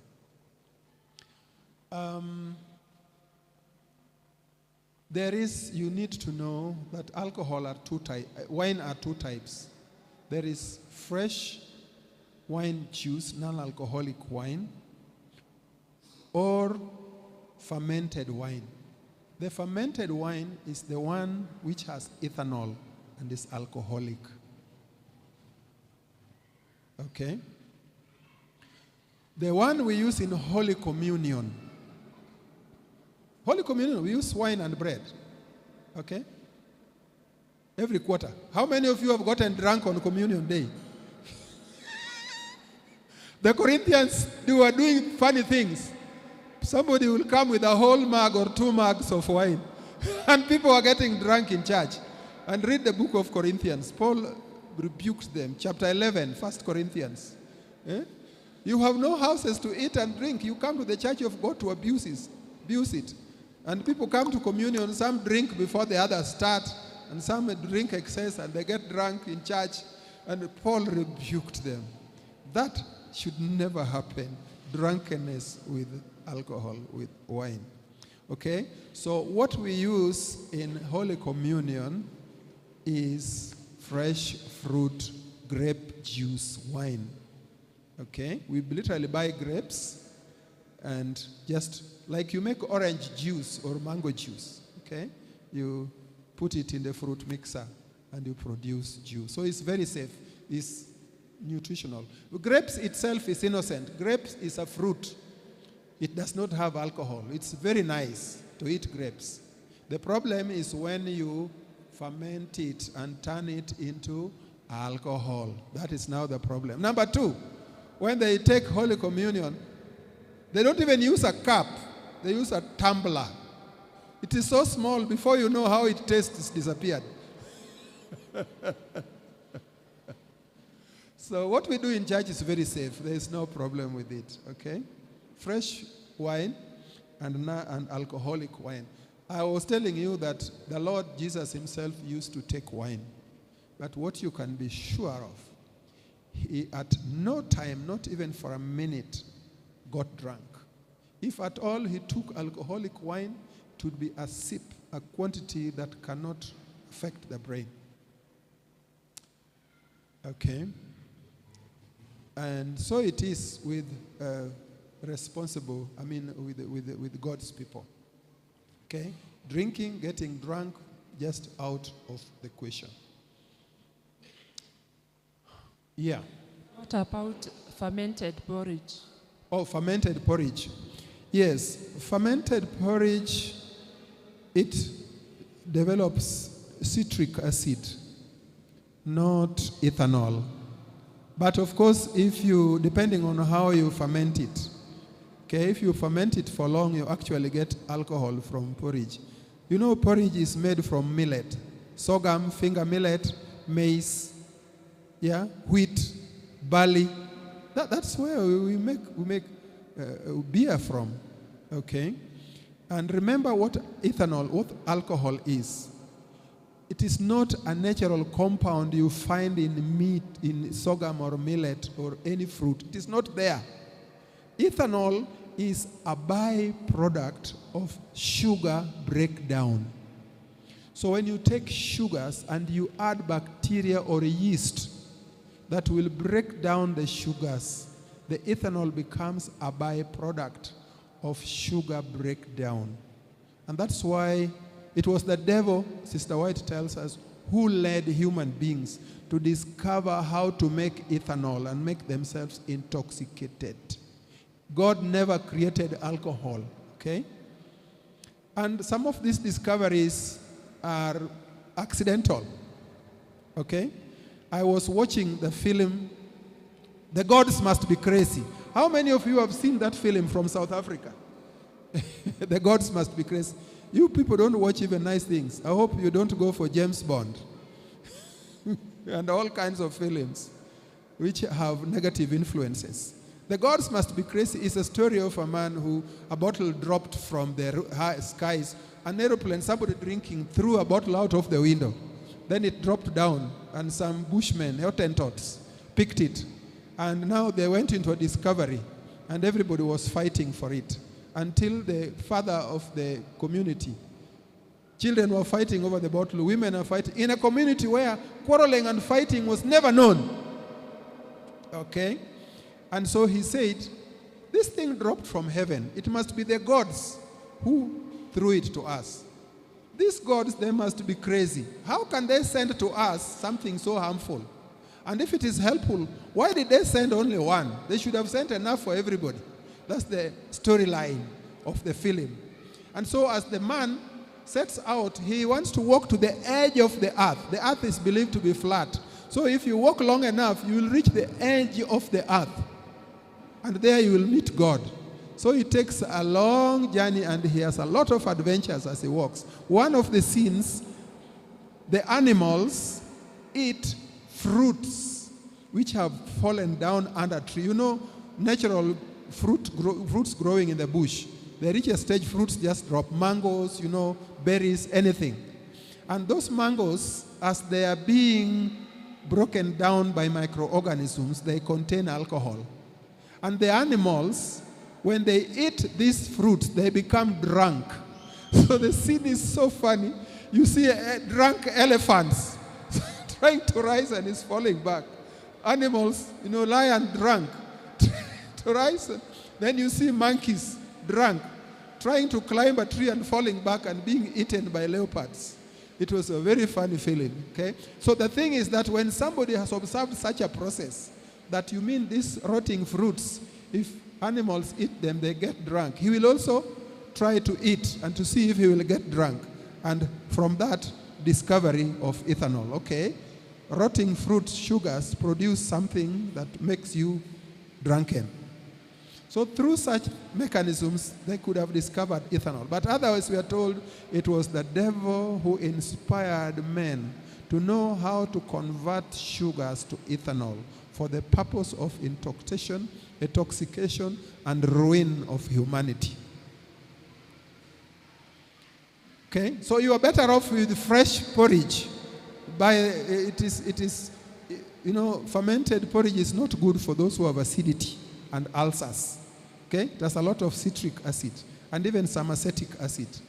Okay, so it is not the best porridge. Take fresh and fermented millet, wimbi porridge. It's the best for your health. More questions. I thought we had finished. Yes.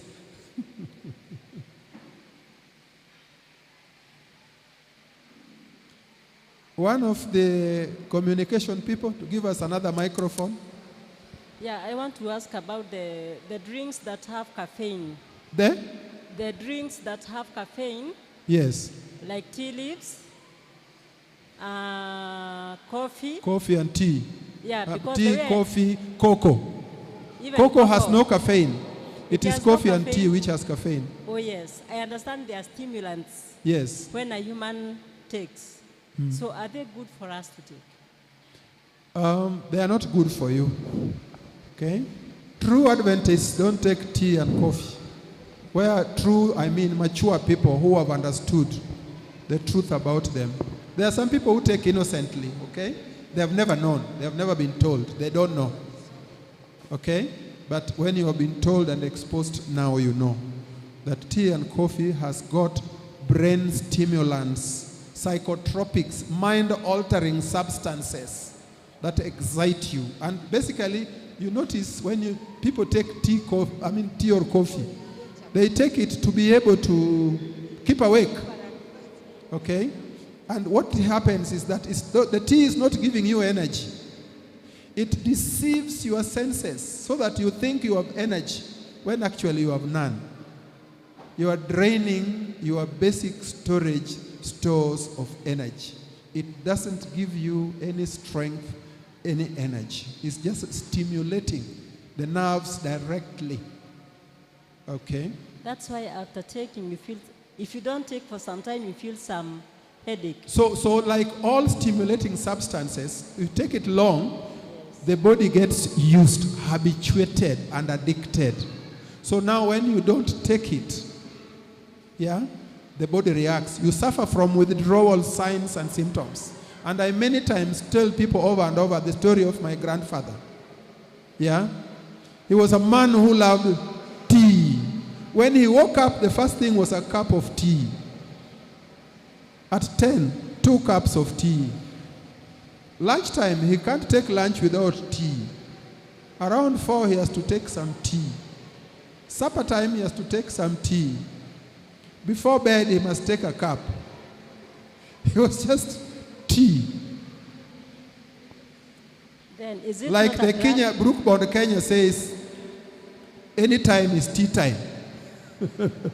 Anytime is tea time. So he was so used to tea, he could not do without. But one day, being a businessman, he landed in a place where there was no tea. And he didn't take tea for a day. He became confused, sick. He lost consciousness. And his friends who were with him didn't know what to do with him. He actually went into coma. And they tried to resuscitate him. You know the way Africans resuscitate people. What do? They remove your clothes, pour water on your head. They did all that. But he was not waking up. Then somebody said, maybe he is hungry. The food he ate, they had eaten lunch. Maybe the food he ate was not enough. Let's give him something. Some milk or some tea. So somebody brought a tea, some little tea remaining in half a cup. And they put some tea in his mouth. After some minutes, they added, and they noticed he could swallow. They added more. And suddenly he woke up. Hey, where am I? So they gave him the whole cup, got more tea, and he became okay. That's what habituation to tea can do to you. Withdrawal signs and symptoms, serious enough to even make you unconscious. Okay? So caffeine, theophylline, theobromine, they can do that. They are stimulants. And anything stimulating your brain leads to habituation, addiction, dependence. The only difference is you cannot compare tea and coffee with alcohol or tobacco. Tobacco is highly addictive. You see, all these addictive substances, we grade them into highly addictive, moderately addictive, and mildly addictive. Miraa and tea are very mild addictive substances. The degree of addiction is very little. And that's, I think, why people just take them and they don't even know it is harmful. But you know, Miraa is a stimulant. Night drivers take it so that they keep awake. It stimulates the brain. So it also leads to habituation. But coming out of Miraa addiction is much easier than coming out of alcohol or tobacco, because the degree of addictiveness is different. It's the same to tea and coffee. It is much easier to stop taking tea and coffee than to stop taking alcohol or tobacco or cocaine or heroin. One of the most difficult things, difficult to stop, is tobacco. Next is alcohol.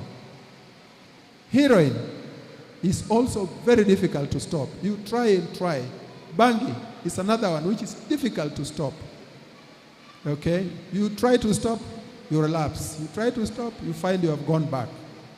So the degree of addictiveness determines how harmful the addictive substance is.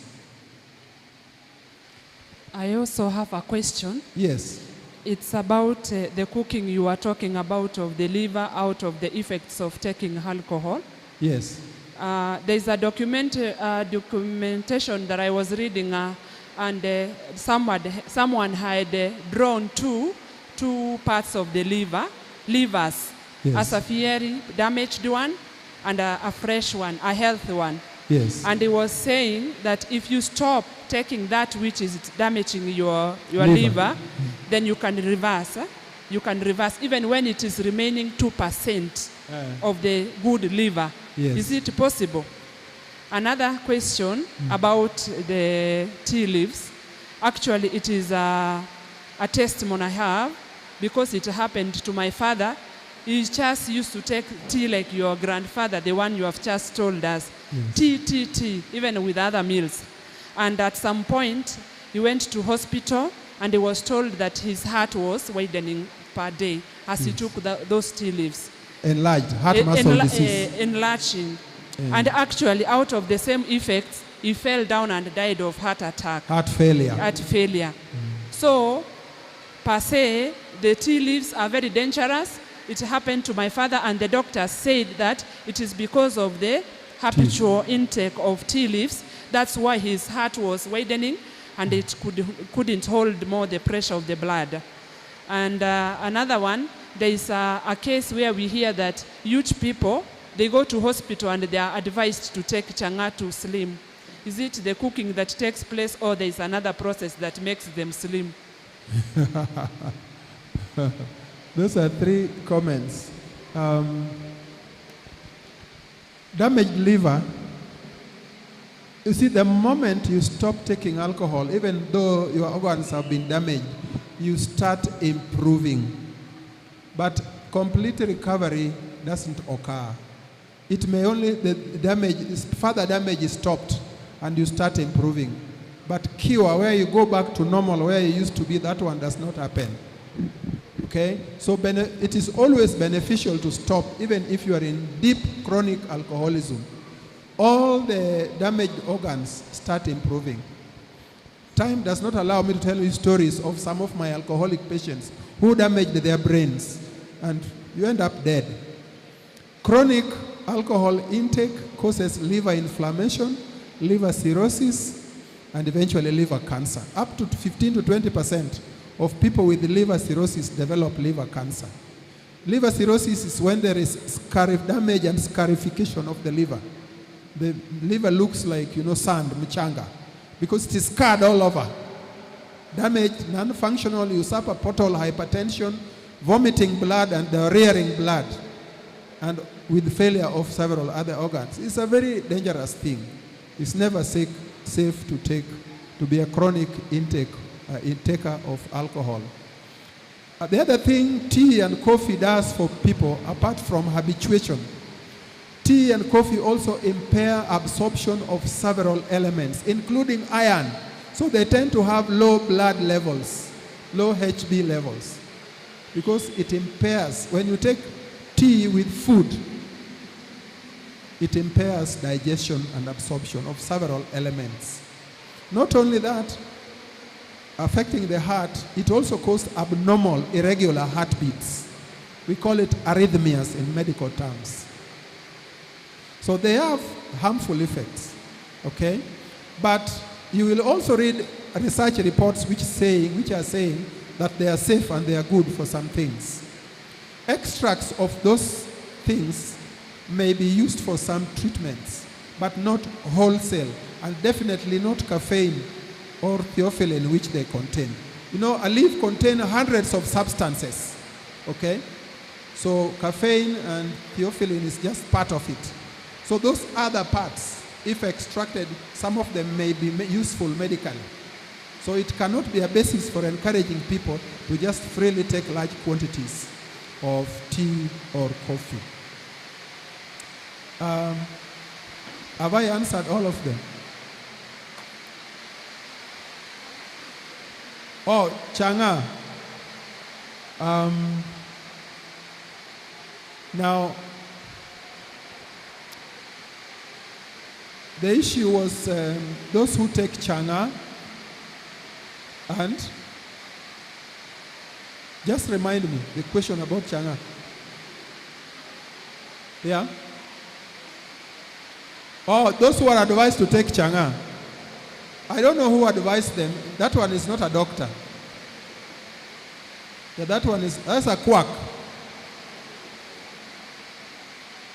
The changa does not treat anything. It only causes harm. It only causes damage. Changa is literally a poison. In fact, one of the things we are fighting with the government is to ban changa and spirits because they are literally poisonous.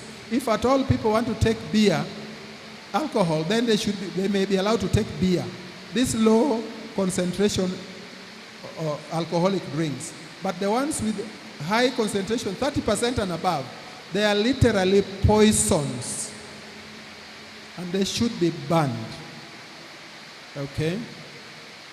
So changa takers would tell you anything. I remember the time I was a student and I'd lost a lot of weight. And one of my village changa takers told me, Bwana, you are a doctor but you look sick. Look at me, a changa taker. I look so healthy and bigger than you. I said, yes. It is not the changa, it's the food you eat, not the changa. So they will tell you that changa even bans HIV. If you take changa, you can't get HIV. Inachoma virusi yote. Now, that's not true. That's not true, please. Okay? So I don't know what somebody was trying to do, but it's not safe. It's something you should never tell a patient. I know that some of research has shown that wine is helpful to the heart, that it prevents heart disease. In French studies, French are people who take wine as part of a meal. They take a glass or two with food, just like you take juice with food.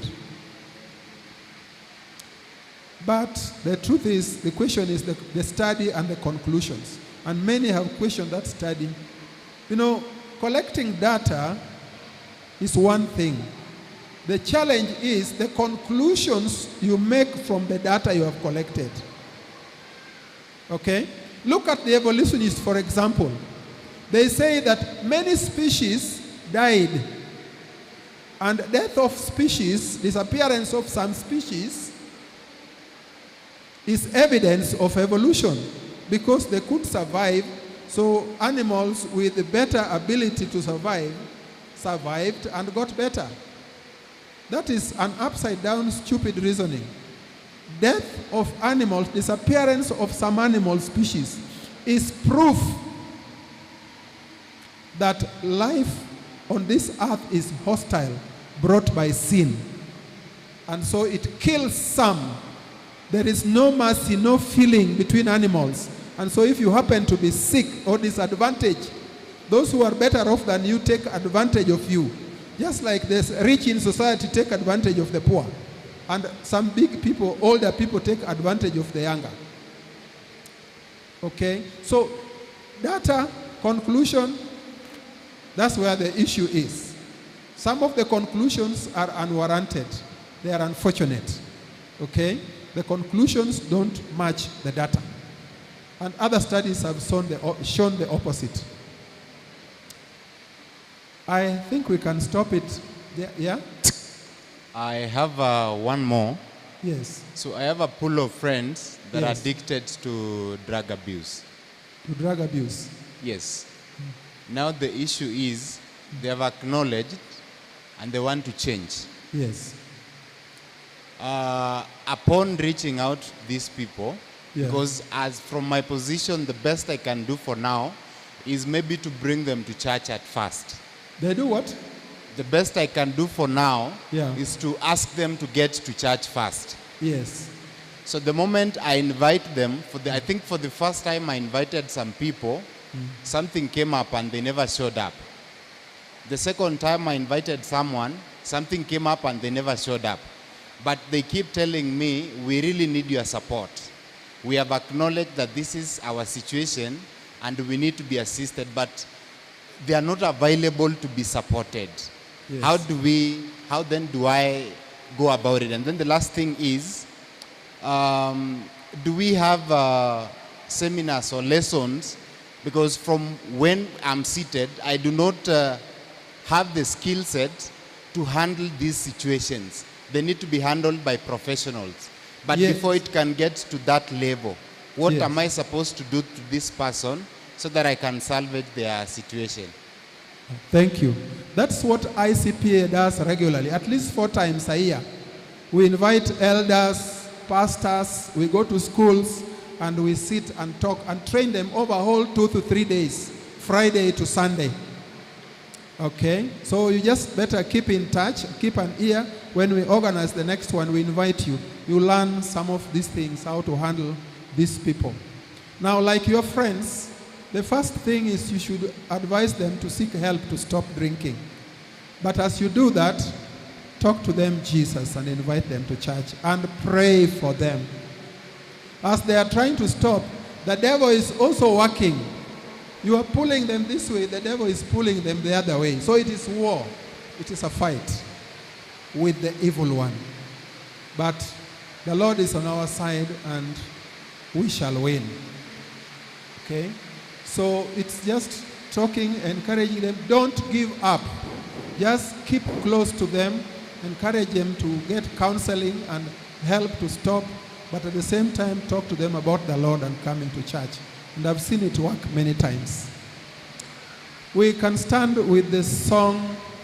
Okay, I have one more question. Yes. Okay, you've mentioned about vasodilation. Right now the weather is cold. Some people believe, okay, vasodilation causes a warming effect to the body. So some people believe taking alcohol will cause vasodilation to their benefit. And then the second question, what's the relationship between alcohol and hypertension? Okay. Yeah. Now, number one, alcohol causes drying and thinning of the blood vessels. And you know, blood pressure is a result of resistance of blood vessels times the heart rate, the cardiac output, the amount of blood that comes out of the heart. If the peripheral resistance, the resistance of narrow vessels is too much, hypertension. So alcohol damages blood vessels. Number two, alcohol damages the heart. So the heart has to work harder to push blood to everywhere. That hard work increases heart rate. So increased heart rate with increased peripheral resistance increases your blood pressure. And that's how it causes hypertension. Not only that, alcohol increases cholesterol and fatty acids in your blood. Then they affect the kidney, and kidney disease causes hypertension and other effects. Okay. The other question was vasodilation. Vasodilation. It's the opposite. When you take alcohol, alcohol induces blood vessel dilation. And that is why they suffer from hypothermia.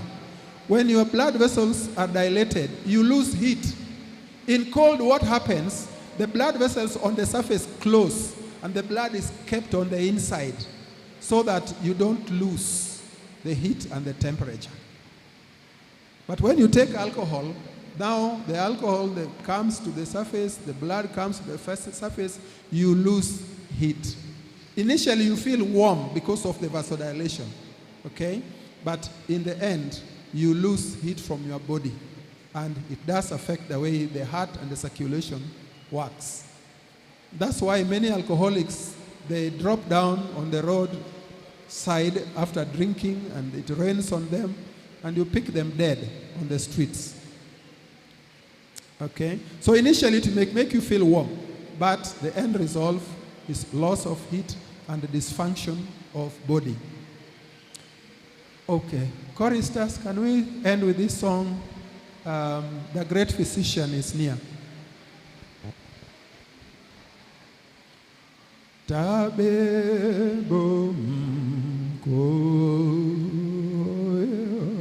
Yes. Yeah. 122. Is it 111? 111. Yeah.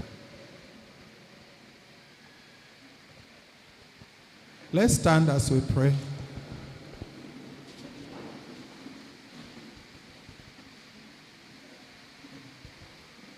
The first and last stanzas, yeah? Number 111. Tabibu mkuu, tuimbe. Tabibu mkuu, Yesu mwenye huruma, atuleta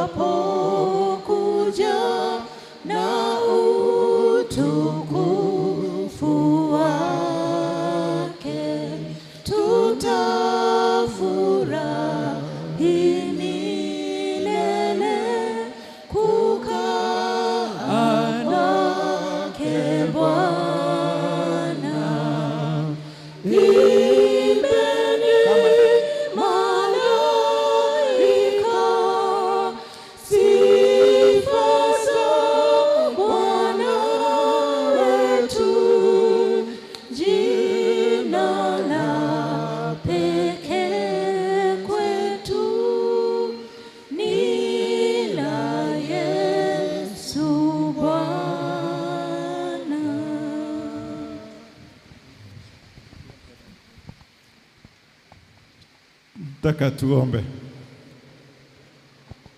Baba wetu usiye juu mbinguni, tunashukuru na kulinua jina lako kwa makuu tumeweza kuyaona katika siku ya leo.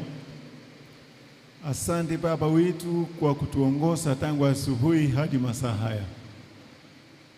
Tunapoanza wiki mpya, tunajikabidhi mikononi mwako kwa pamoja nasi, Baba usiye juu mbinguni.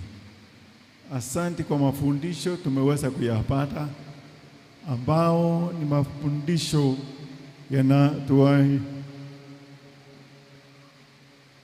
yameharibu maisha ya sisi binadamu katika maisha haya tunaishi. Hakika usipokuwa pamoja nasi, Mungu wetu, tutaangamia. Tunakuja mikononi mwako tukikuomba tuonee huruma, utusaidie kutokana na madawa ya kulevya ambao yameharibu society yetu na pia na hata uchumi wa nchi. Tumekuja kwako masaa haya tukikuomba utuonee huruma, ili Baba wetu utusaidie kutokana na janga hilo. Naleta kanisa letu mbeleni mwako. Tunashukuru na kulinua jina lako kwa makuu unaendelea kututendea. Tunakuomba utupatie amani, utupatie umoja Baba wetu, pia pamoja na matumaini, ili tunapokungojea mara ya pili Baba wetu uweze kuwa pamoja nasi karibu, na tutaendelea kulitukuza na kulinua jina lako. Bariki viongozi, bariki kila mshiriki, bariki nchi yetu, hasa wakati huu mvua inanyesha. Mungu wetu, mvua ni baraka, bali wakati mwingine imeleta maafa mengi. Mungu wetu, mapenzi yako yatendeke, na ni katika jina la Yesu aliye mkombozi wetu, amen. Asante.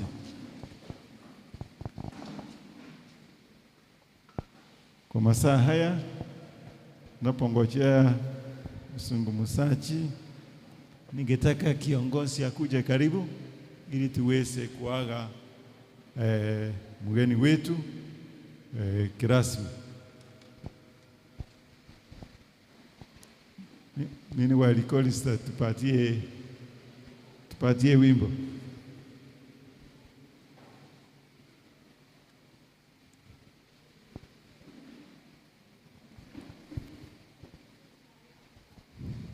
Tutaimba song number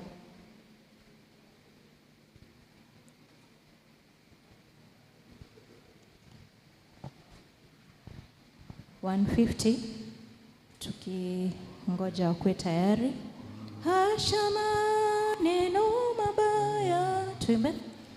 Hasha maneno mabaya yasitoke kinywani, moyo mwema uzuie, ndimi zisichafuke. Nanyi pendeni, asema Yesu, kama mwanzo alivyotupenda.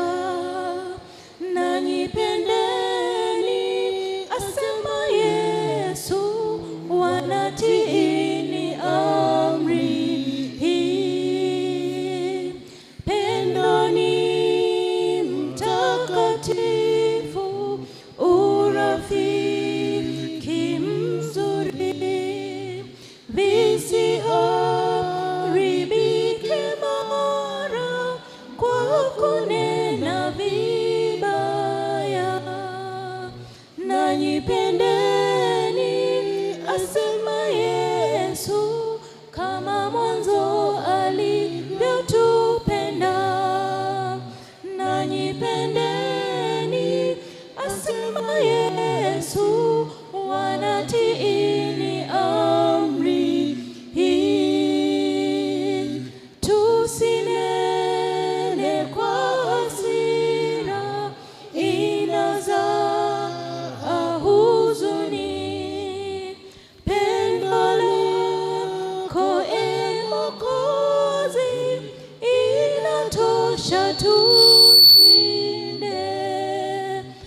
nanyipendeni, asema Yesu, kama mwanzo alivyotupenda.